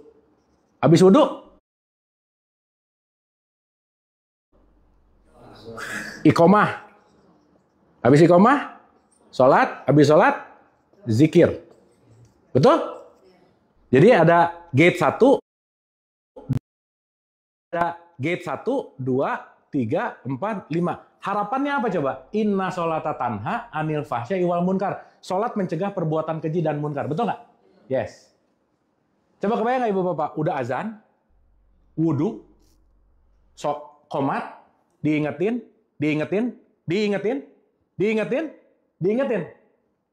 Selesainya tetap ngegosip, buset dah gitu. Ini pengingatnya udah banyak banget gitu. Tapi tidak merubah sesuatu karena kenapa? Ininya nggak terkonek gitu intinya. Contoh. Ibu Bapak fungsi wudhu buat apa sih? Apa membersihkan apa? Gini. Ibu Bapak wudhu sama mandi bersih mana? Tapi mau sholat meskipun udah mandi harus? Berarti fungsi wudhu buat apa? Apa? Ayo. Gini, kalau nggak ada air disuruh pakai apa? Ditempelin ke sini jadi bersih nggak? Enggak. Ayo, betul nggak? Sehingga indikator parameter untuk tetap stay on dalam jiwa dengan konteks software dan hardware, jangan lupa Ibu Bapak, wudhu itu nggak ada kaitannya sama tubuh fisik sebenarnya. Nothing to do. Karena yang kita cek, contoh, kentut membatalkan wudhu nggak? Tapi begitu kita kentut, wudhu lagi, tempat ngeluarin kentutnya dibasuh nggak? Nah, kenapa? Betul nggak? Berarti kan bukan itu poinnya. Artinya apa? Semua getaran jiwa yang ada di amarah dan sulit tenang itu datang dari apa yang kita lihat, apa yang kita dengar, apa yang kita lihat, apa yang kita pikirin, apa yang kita ucapkan, apa yang kita posting dan langkah kita kemana. Berarti sehari 5 kali kita disuruh kontemplasi nggak Bu Pak? Iya. Allahu Akbar, that's it. It's time to connect to soul. Dah, berhenti dulu. Me time. Dah, oke, saya mau connect dulu nih. Kenapa? Kalau aku tidak mengizinkan diriku untuk connect, nggak akan ada cara lagi. Makanya disebut sebagai sistem, diwajibkan di situ. Berarti begitu, Allahu Akbar, that's it. Mulai dicek. Yang ngebuat ini nggak enak, nggak tenang. Nomor 1, pasti dari dengar dulu. Kalau nggak dengar sesuatu gimana-gimana, pasti nggak akan membuat amarah tuh nggak. Makanya kalau udah mulai diulang 2 kali, rada bahaya. Dengar oke, kalau dengar-dengar, wah bahaya aja. Dengar-dengar, udah selesai. Gitu. Berarti saat kita membasuh telinga kita, kan bukan ngebasuh ini nih. Tetapi membasuh software. Oh, ternyata dari subuh ke zuhur banyak dengar yang frekuensi rendah. Jadi ke bawah nggak enak. Oke. Banyak ngeliat, banyak mikir, banyak ngomong, banyak melakukan, posting lah apa, banyak langkah. That's it. Oke, Ibu Bapak, sorry to say, khusyuknya sholat 50% ada di wudhu. Once wudhunya nggak khusyuk, sholat nggak akan khusyuk. Ya gimana Allah, rakaat 2 rakaat, lupa rakaat. Ya betul nggak? Berarti sholat dan wudhu dan satu kesatuan ini tidak membawa kita untuk terkoneksi. Berarti hanya menggugurkan kewajiban. Gara-gara apa? Takut. Kalau nggak sholat nanti dosa. Nanti masuk neraka. Sholat, ya udah. Kenapa? Karena takut. Berarti sholatnya ikhlas nggak? Enggak. Makanya sholat tidak membentuk karakter dan perilaku seseorang. Karena kenapa? Urusannya cuma di sini nih, di aku 4 gitu. Aku 3-nya nggak ikut gitu. Jelas ya? Makanya ketika habis wudhu, aduh ada lawan jenis lah apa, atau kentut, saya mau nahan wudhu gitu. Nahan wudhu tapi omongannya nyakitin hati orang lain gitu Bu Pak. Kan bukan itu poinnya. Makanya konteks berwudhu itu kaitannya sama jiwa. Bukan fisikal. Kaitannya sama apa? Apa yang didengar, apa yang dilihat, apa yang dipikirkan, apa yang diucapkan, apa yang dilakukan, apa yang dilangkahkan. Pendengaran, penglihatan hati, lidah, tangan, kaki, kulit, jadi keseluruhannya gitu. Kan ini sebetulnya mau ngomongin jiwa kan. Jadi kira-kira harusnya orang wudhu jiwanya makin calming nggak? Iya dong. Ya sekarang mau calming gimana? Cocok, udah gitu. Nggak mindful gitu Bu, Pak. Yang penting sekedar, udah Allah, udah aja. Tapi nggak ada konektivitasnya gitu. Kenapa? Diawali karena, ya itu tadi, awalnya nggak ngerti sih biasanya. Gitu. Nah jadi, ini nanti termasuk haji, termasuk umroh, termasuk puasa. Rata-rata semua ibadah, ritual ibadah, dilakukan hanya sebatas di aku 4-nya gitu intinya. Tapi aku 3-nya nggak digimana-gimanain gitu. Oke Ibu Bapak? Nah, mungkin untuk kita relatekan, makan, minum, apa semua itu adalah nutrisi bagi aku 3, aku 4. Betul nggak Bapak? Yes. Tapi aku 3 perlu dikasih nutrisi nggak? Iya dong. Apa nutrisi aku 3 kita Bapak? Jiwa kita tuh nutrisinya apa sih? Dalam bahasa Quran disebut inna akramakum indallahi atqakum. Nutrisi bagi jiwamu adalah ketakwaan. Nah, nilai-nilai ketakwaan yang saya nggak pernah bosan diulang-ulang dari kemarin. Nomor 1, nutrisi jiwamu akan terisi ketika kamu melakukan bersedekah baik lapang maupun sempit. Itu nomor 1. Jadi maaf banget ya, mau rajin sholat tapi pelit, jiwanya pasti kekeringan gitu. Makanya jangan heran ketika kedermawanan itu tidak hadir, itu datang dari jiwa yang kekurangan gitu. Dan jiwa yang kekurangan biasanya nggak ngerti hukum yang namanya perputaran. Perputaran itu hukum yang disebut terima kasih. Saat kamu menerima, jangan lupa kamu kasih. Karena apa yang kamu kasih akan kembali kepada sesuatu yang akan kita terima. Berarti kita hanya menerima apa yang kita berikan. Makanya disebut hukum perputaran. Makanya Ibu Bapak maaf ya, nanti di Quran disebut seperti air yang mengalir. Kalau mengalir berarti perputarannya bagus nggak? Bagus. Akuarium yang nggak pernah dikuras, butek pasti. Kenapa? Aliran airnya nggak bagus gitu. Makanya saat orang tidak punya hukum terima kasih, lupa begitu terima ada memberinya, lupa kebermanfaatannya, udah pasti jiwanya sempit aja udah. Maka jiwa yang sempit akan mempertinggi nilai kemelekatan.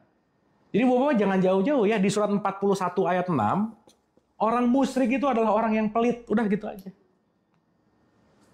Jadi nggak usah jauh ke dukun lah, ke gunung lah, pelit musyrik aja udah. Kenapa? Karena merasa memiliki, tidak mau melepaskan gitu. Nah, yang kedua, mengontrol amarah. Itu nutrisi jiwa kita tuh. Jadi nggak sumbu pendek gitu, Bu. Nggak reaktif gitu. Begitu ada sesuatu, hold dulu, pause dulu. Baru respon. Dan nutrisi jiwa yang paling mengenyangkan jiwa kita, nggak ada lagi deh. Pandai memaafkan kesalahan orang lain. Selesai. Udah. Jadi once orang susah memaafkan orang lain, jiwanya pasti nggak dewasa. Jadi kalau tadi indikator parameter mendewasa, salah satunya apa? Letting go-nya mudah gitu. Untuk memaafkannya, untuk melepaskan emosi bencinya, itu easy gitu. Kenapa? Karena tahu bahwa saat aku tidak memaafkan, yang menjadi korban dan yang menjadi memberatkan jiwa, buat aku juga gitu kira-kira. Maka memaafkan itu bukan untuk dia, tapi untuk aku menyelamatkan dari jiwa-jiwa yang penuh dengan konteksnya namanya kotoran-kotoran. Makanya Ibu Bapak stadium 1 penyakit jiwa, penyakit hati, itu namanya iri. Itu 1 aja. Aduh Ibu Bapak kalau udah iri, stadium 1 hati-hati aja. Karena nanti lama-lama naik ke stadium 2 namanya jadi benci. Kalau udah benci, wah udah tuh di 2. Naik ke stadium 3 namanya dengki. Udah aja. Once dengki, nggak ada yang bener aja. Dengki itu kan rumusnya SMOS. Senang melihat orang susah, susah melihat orang senang. Udah gitu. Temennya naik jabatan, wah udah nggak happy gitu. Temennya punya ini. Dengki aja di situ. Dan stadium tertinggi dalam penyakit jiwa itu namanya dendam. Wah udah aja. Ini orang paling bodoh di sini nih. Kenapa? Karena orang yang dendam adalah tiap hari dia makan racun, tapi yang berharap mati orang yang dia benci gitu. Karena keempat penyakit ini, yang nomor satu akan dirugikan adalah bukan orang yang kita benci, tapi jiwa kita masing-masing gitu. Nah makanya puncak dari semua pembebasan konteks jiwa yang lebih sehat, nggak ada lagi. Kul hu Allah wahad. Allahu somad, lam yalid walam yulad, walam yakulahu kufuwan ahad. Disebut namanya ikhlas. Jadi kata kuncinya ada di sini gitu. Nah, jadi kalau kita udah mulai ngerti, oh ada aku 1, aku 2, aku 3, aku 4, 1 adalah sumber, udahlah ini mah nggak usah diomongin dulu. Tapi 2 adalah kesadarannya, percikannya, 3 adalah perubahan perbedaan jiwa, 4 perubahan fisik, ngerti bahwa beda fisik, beda jiwa, tapi isinya sumbernya yang sama gitu. Maka kita tidak mudah untuk jadi penyakit 4 yang ini gitu. Oke Bu, Pak? Mau tanya, Ya. itu tadi ada apa? Bersedekahlah di kala sempit dan Lapang. lapang. Ya. Jadi maksudnya yang kala sempit itu kalau kita nggak punya duit gitu apa? Oh ya gini, sedekah itu bukan urusan uang Pak. Tapi urusan melakukan yang bermanfaat bagi siapapun di luar diri kita. Contoh. Saat nggak punya uang, bisa sedekah dengan tenaga. Bisa sedekah dengan waktu. Apapun. Jadi sedekah itu bukan berapa yang kita keluarkan, tapi yang terpenting adalah sikap hati kita saat melakukannya. Itu yang jauh lebih bernilai gitu.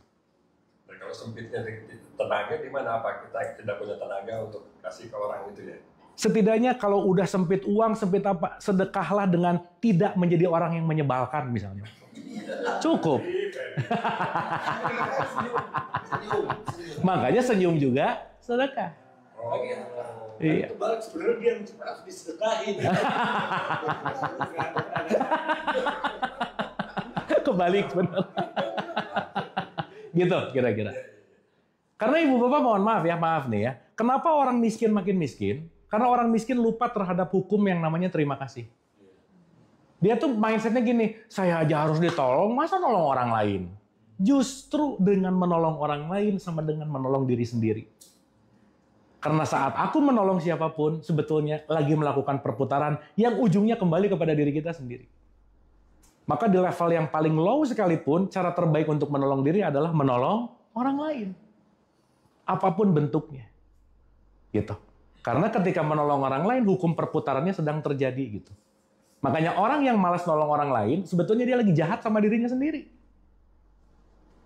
Saat dia nggak punya care, nggak punya empati, nggak punya ingin bermanfaat, dia sebenarnya lagi jahat sama dirinya sendiri. Kenapa? Dia lagi nge-stop hukum perputaran yang terjadi dalam hidupnya. Udah pasti aja. Makanya nanti kita bisa bahas di surat 17:15 misalnya, berbuat baik buat kamu, berbuat jahat buat kamu. Jadi saat kita menolong siapapun, jangan menyangka kita lagi nolong dia. Enggak sih sebenarnya. Aku yang sedang menolong diriku. Jadi kalau mindsetnya kembali ke diri, wah itu akan lepas untuk sulit untuk menolong dan bermanfaat gitu. Makanya Quran selalu mengajarkan wa ma arsalnaka ila rahmatan lil alamin. Nggak ada lil muslimin, Bu. Masa mau nolong ada orang ketabrak agamanya apa? Masa gitu? Mending kalau sesama Islam, oh ya udah. Mau nolong ditanya, NU Muhammadiyah, pusing Bu, Pak ya. Beda kelompok nggak mau ditolong gitu. Nah, semakin kita tersekat, semakin kita jauh dari tauhid gitu. Makanya disebut rahmatan lil alamin. Oke Bu, Pak?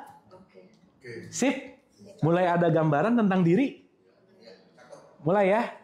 Semoga kita mulai menyadari bahwa aku bukan hanya aku 4, aku bukan hanya aku 3, tapi aku juga ada aku 2 dan ada aku 1-nya. Semoga juga ketika beribadah apapun bentuknya, bukan hanya olahraga tapi juga olah jiwa gitu. Semakin membuat jiwa kita tidak hanya di level amarah. Nanti next mungkin ya kita akan bahas si level-level ini. Karena amarah itu level paling rendah aja Bu, Pak. Tapi at least di mutmainah itu adalah ketenangan jiwa. Jadi Ibu Bapak, hal yang paling mahal dalam hidup ini adalah tenangnya jiwa. Tenang dalam setiap kondisi. Dan ketenangan ini nggak bisa kalau nggak dilatih. Udah gitu aja. Jadi nggak mungkin kita tenang jiwa kalau tiap hari kita tidak latihan. Karena kenapa? We are what we repeat. Dilatih, Pak. ketenangan itu apa definisinya? Ketenangan itu berarti nggak konflik, Pak. Begitu ngelihat sesuatu nggak ikut rusuh langsung. Nggak sumbu pendek gitu.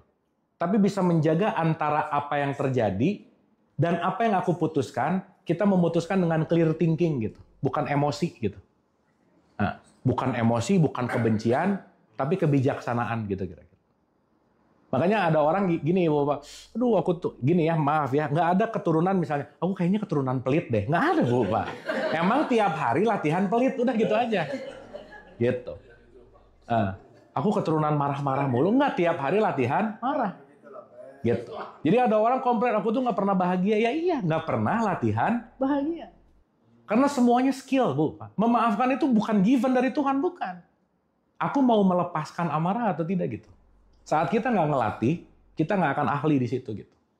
Makanya semua bentuk ritual sebetulnya latihan. Itu aja sih sebetulnya. Oke Bu, Pak? Sip ya? Ini paham? Atau puyeng? Dapat ya? Seenggaknya Ibu Bapak dengan ngerti ini, ngelihat siapapun di luar, less judgment. Nah jangan dulu. Oh ya dikit lagi aja Ibu Bapak. Tolong ingat ini baik-baik. Jiwa kita, nomor 1, itu tukang ngerekam, Bu, Pak. Ngerekam terus. Wah, kita tuh ngerekam terus, nge-record. Jadi memorinya ada. Yang kedua, Bu, Pak. Kecenderungan jiwa kita, tukang ngarang, Bu, Pak. Udah gitu aja. Nah, udah. Oh, udah. Kalau urusan ngarang, udah aja. Nah, udah ngarang sendiri, bete sendiri nanti gitu. Padahal nggak sesuai dengan realitas. Jadi hati-hati sama karangan-karangan jiwa kita. Karena kenapa? Karangan jiwa belum tentu kenyataan. Itulah kenapa perlu ada komunikasi. Perlu ada tabayun. Karena setiap yang kita dengar, jangan-jangan kita nggak dengar orang itu ngomong loh. Yang kita dengar adalah karangan kita sendiri. Jangan lupa saat kita ngelihat orang lain, kita nggak direct ngelihat dia. Kita ngelihat dengan karangan kita, melalui karangan kita, baru ngelihat dia gitu kira-kira. Sip ya? Jadi semuanya ada di dalam diri kita. Maka nggak akan bisa memperbaiki di sana sebelum memperbaiki di sini. Jadi start with self, baru surrounding gitu. Makanya di surat 6 ayat 6, peliharalah dirimu, baru keluarga. Saat diri tidak terpelihara, nggak akan bisa ngasih. Ya contoh lah nyuruh ke anak, kamu jangan marah-marah nak misalnya. Nyuruh jangan marah-marah sambil marah-marah. Aneh gitu. Karena sekali lagi nanti yang akan terjadi itu bukan kata-kata kita tapi vibes-nya gitu. Nah nanti vibes ini yang nanti akan sangat penting. Karena Allah akan berkomunikasi kepada kita melalui gelombang, bukan pakai kata-kata. Nah gelombang itu nanti yang akan kita pelajari gitu. Makanya ini disebut gelombang ilahiyah gitu. Ada lagi. Kapan? Next ya. Aduh ibu bapak ini pelajaran tauhid baru 0,1%. Masih long way to go. Nggak bisa. Terima kasih. Nah, Dia ke cewek U15. Iya, yang penting ngasih lah ya. Cewek U37. Oh, 37. Apa yang ketiga? Kebalik. Satu Ustaz. Pak. Jangan manggil Ustaz atau Pak Abu aja. Ya. Jadi gini, dari Pak Ustaz tadi ada satu perspektif yang menurut saya antara pengaruh setan. Ya. Ya kan selama ini kita berpikir itu selalu godaan setan. Ini yang benar. Nah, ya, persepsinya ini kalau lihat penjelasan Ustaz tadi itu lebih dipengaruhi oleh pikiran, Betul. perasaan dan sekitar. Betul. Apakah apa yang keluar itu jelek atau baik? Itu dipengaruhi pikiran, Perasaan emosi. dan kemudian jiwa kita, soul kita itu tadi. Betul. Jadi peran setan itu sebenarnya tidak banyak ya kalau begitu. Betul, Pak. Berusaha gitu ya. Betul. Kita kan selalu nyalakan setan. Kan? Betul. Makanya ada joke ini kan. Kita kadang-kadang ada beberapa teman gitu. Kok nyalakan saya? Setan bilang ini, kok nyalakan saya? Saya cuma bisik-bisik. Kamu yang mau. Iya, kamu yang mau. Kamu yang mau bukan saya gitu. Betul. Itu tapi isi joke itu berarti pandangan itu sekarang saya rekam di penjelasan Ustaz. Berarti rekaman kita gitu. Tuh. Iya kan? Bener banget. Karena setan yang suruh kita, karena setan nggak bisa bicara kan? Bener. Kan nggak bisa ngasih cewek ke kita juga kan? Nggak bisa, kita yang milih. Kita milih. Nah, tapi dia ngasih suggest. Dia itu. Nah, itu tolong diatur supaya lebih ini. Oke, ada Quran nggak? Boleh dibuka nggak? Surat 14 ayat 21, silakan. Ini supaya anu bisa jelas. Gitu. Jelas Pak, benar Pak. Benar. 14 Ibrahim ayat 21. Oh, ternyata bukan setan yang mengaruhi kita. Bukan Pak. Nggak, Bu, gini. Kita akan mengartikan setan itu apa? Gitu. Yang saya maksud itu. Ya. Jadi mana yang disebut setan ini apa? Sip. Dalam perspektif. Ini. Iya. Posisinya dia. Posisi, ya, oke. 14:21. Ibrahim. Ibrahim, betul. Ya, boleh Bu tolong dibacain terjemahannya aja. Dan tatkala perkara hisab gitu ya. Dan mereka semua di padang mahsyar berkumpul untuk menghadap ke hadirat Allah. Lalu orang yang lemah berkata kepada orang yang sombong, sesungguhnya kami dahulu adalah pengikut-pengikutmu. Maka Ini kayaknya tafsir deh. Gitu. Kalau gitu lanjut ke, itu kan di 21-nya. Lanjut ke dua-duanya aja biar cepat. Dari tatkala hisab aja. Dan setan berkata ketika perkara Hisab. telah diselesaikan, Ya. sesungguhnya Allah telah menjanjikan kepadamu janji yang benar. Allah menjanjikan kepada kita janji yang benar. Lanjut. Dan aku pun telah menjanjikan kepadamu, tetapi aku menyalahinya. Oke, berarti setan ditugaskan oleh Allah untuk menguji kita nggak? Jadi setan itu dewan penguji nggak? Ya, karena kalau tidak ada setan kita tidak teruji gitu. Lanjut. Tidak ada kekuasaan bagiku terhadapmu, melainkan sekedar aku menyeru kamu lalu kamu mematuhi seruanku. Saya nggak punya power, saya cuma ngajak, kamu yang ngikutin. Betul nggak Pak? Lanjut. Oleh sebab itu, janganlah kamu mencerca, Jangan nyalahin saya, kata setan. tetapi cercalah dirimu sendiri. Tetapi cercalah dirimu sendiri. Artinya, setan itu nanti akan bermain di mana coba Pak? 22 ayat 52. Belok. Dan kami tidak mengutus seorang rasul dan tidak pula seorang nabi sebelum engkau Muhammad. Melainkan apabila dia mempunyai suatu keinginan. Apabila mempunyai suatu apa? Lanjut. Setan pun memasukkan godaan-godaan ke dalam keinginannya. Berarti setan akan hadir melalui apa? Keinginan. Jadi hati-hati dengan keinginan. Gitu. Pertanyaan, keinginan datang dari mana, Pak? Enggak tadi. Pertama dengar dulu, lihat, dipikirin, pengen. Dengar-dengar, lihat-lihat, mikir, pengen. Berarti masuk melalui semua panca indera kita nggak kira-kira? Iya. Makanya dia membisikkan yuwas wisufi sudurinas. Contoh. Begitu masuk mall, ada tas. Itu kan dada-dada tuh, sini. Nah. Betul nggak? Ada rasa pengen nggak? Iya, maka doa masuk mall, a'udzubillahi minas syaitonirrajim. Nah. Plus ayat kursi. Betul nggak? Berarti yang diwaspadai apa yang didengar, apa yang dilihat, apa yang dipikirkan. Itu yang selalu ngebisikin. Nah, keinginan yang milih kita gitu. Nah, tiap detik kita disodorkan keinginan. Pilihlah keinginan yang selaras gitu loh. Nah ya, terakhir. Nanti 2 pertemuan lagi ada manajemen iblis namanya Pak, kita bahas. Ya supaya ngerti gimana cara iblis bekerja gitu. Satu lagi aja ya. 3871 coba. Ingatlah ketika Tuhanmu berfirman kepada malaikat, sesungguhnya aku akan menciptakan manusia dari tanah. Oke. Terus ayat berikutnya.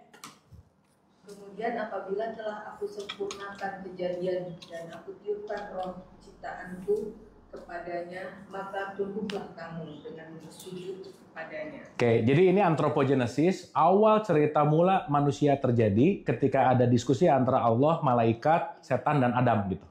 Lanjut. Lalu para malaikat itu bersujud semuanya. Para malaikat itu bersujud kecuali Iblis terus menyombongkan diri dan dia tergolong-golongan yang kafir. ia menyombongkan apa? Berarti saat aku merasa lebih baik dari orang lain, sifat itu ada nggak dalam diri kita? Gitu. Berarti setan iblis itu qualities yang ada dalam diri kita, yang sewaktu-waktu dia akan hadir kalau kita nggak sadar gitu. Kira-kira. Jadi jangan nganggap setan, bukan sih. Itu mah identitasnya aja. Tapi setan adalah sifat yang ada dalam diri kita gitu. Jadi waktu kita sombong, kita lagi mengambil peran siapa? Suka gitu nggak ibu bapak? Berarti ibu bapak suka ngelihat setan nggak? Gimana caranya? Ngaca.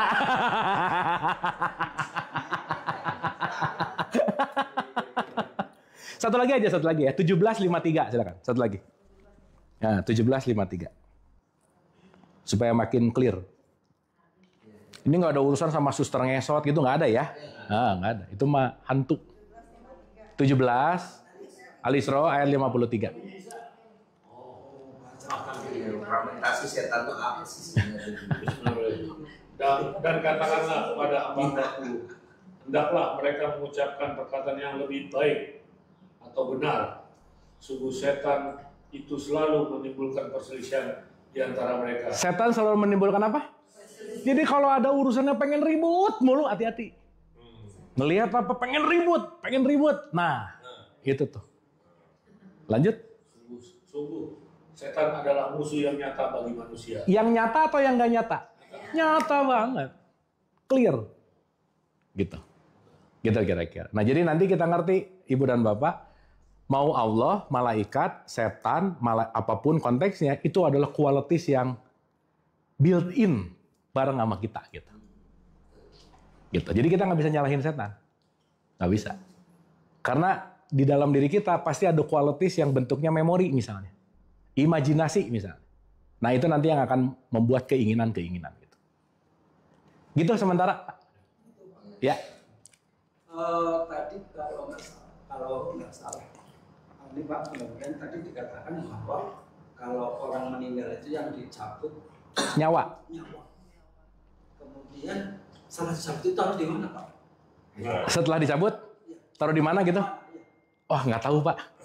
Karena tadi kan adalah neraka dan surga itu katanya bukan tempat. Iya. Asosiasi. Tapi tadi ada juga disebutkan ada pada masa. Iya. Ada pada masa. Iya. Siapa yang perjalanan di dalam masa? Iya. Kemudian dia dari surga dan neraka itu. Iya. Apa terjemahan? Saya tadi agak rancu barangkali karena surga dan neraka itu bukan tempat. Itu kan bukan satu tempat, tidak diasosiasikan tempat. Kemudian tadi disebutkan juga ada pada masa. Ya. Kemudian ada roh yang dicabut. Ya. Nyawa yang dicabut. Ya. Nah, ini kemana ini kita ini gitu loh Pak. Ya. Perjalanan kemana gitu ya? Oke. Surat 2 ayat 28 Pak, coba buka. Bagaimana kamu ingkarkan kepada Allah? Bagaimana kamu ingkar kepada Allah? Lanjut. Padahal kamu tadinya mati. Padahal kamu tadinya mati. Lanjut. Lalu dia menghidupkan kamu. Ada hidup. Lanjut. Kemudian dia mematikan. Mematikan. Lanjut. Lalu dia menghidupkan. Dia hidup lagi. Berarti akan ada kelangsungan kehidupan for the next nggak kira-kira? Ada. Makanya nanti itu disebut fase berbangkit namanya. Itu kan reinkarnasi. Kenapa? Reinkarnasi. Nanti panjang ceritanya. Tenang. Kenapa? Ya. Kalau nanti ngerti bahwa ruh sama jiwa itu adalah konteks yang terus berjalan, maka yang akan melanjutkan perjalanan itu adalah jiwanya. Kan ruhnya kan hidup. Hidup terus.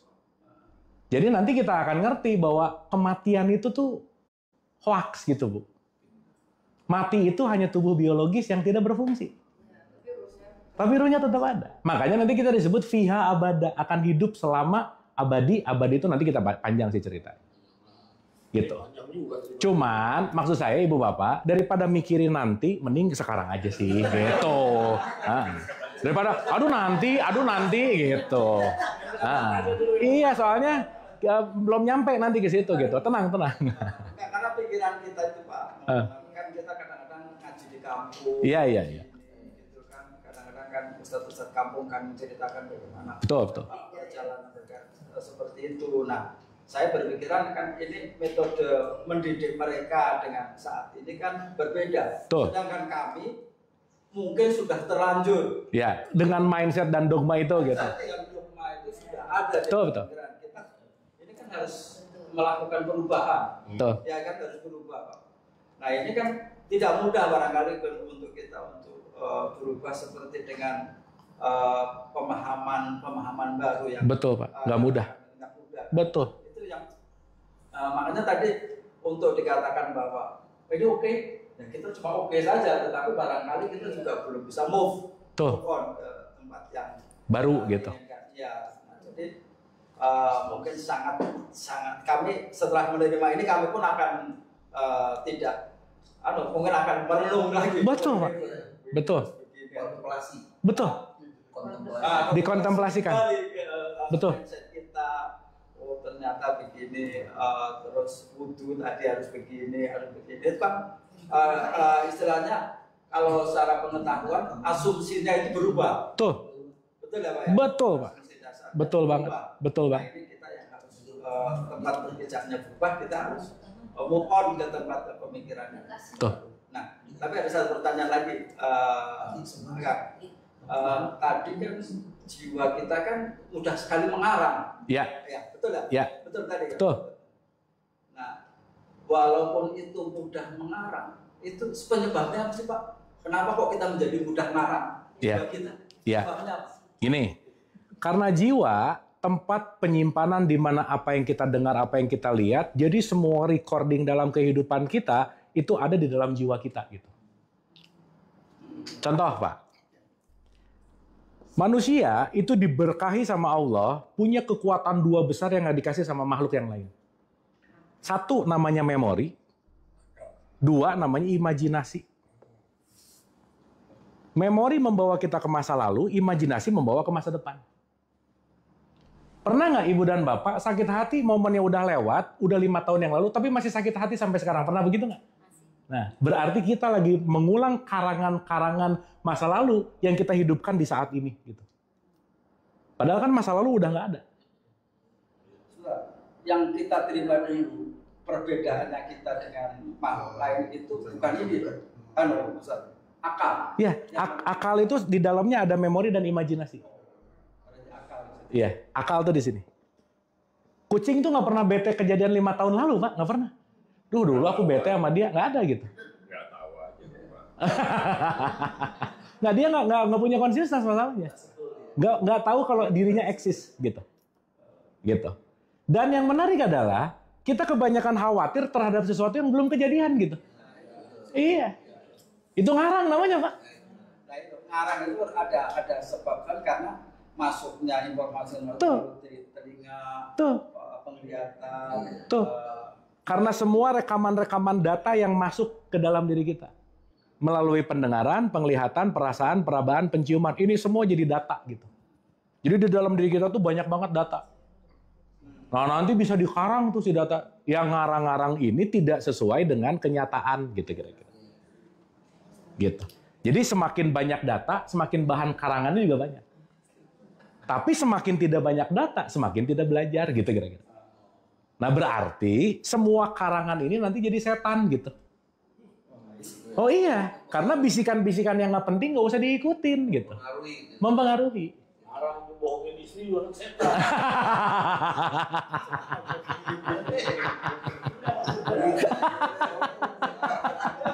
itu sejatinya itu enggak gitu. Kita enggak membohongi istri. Ustaz yang saya siarin wanita itu pada umumnya senang dibohongi. Oh iya. Senang baru Nah, itu salah satu contoh ngarang yang tadi ya.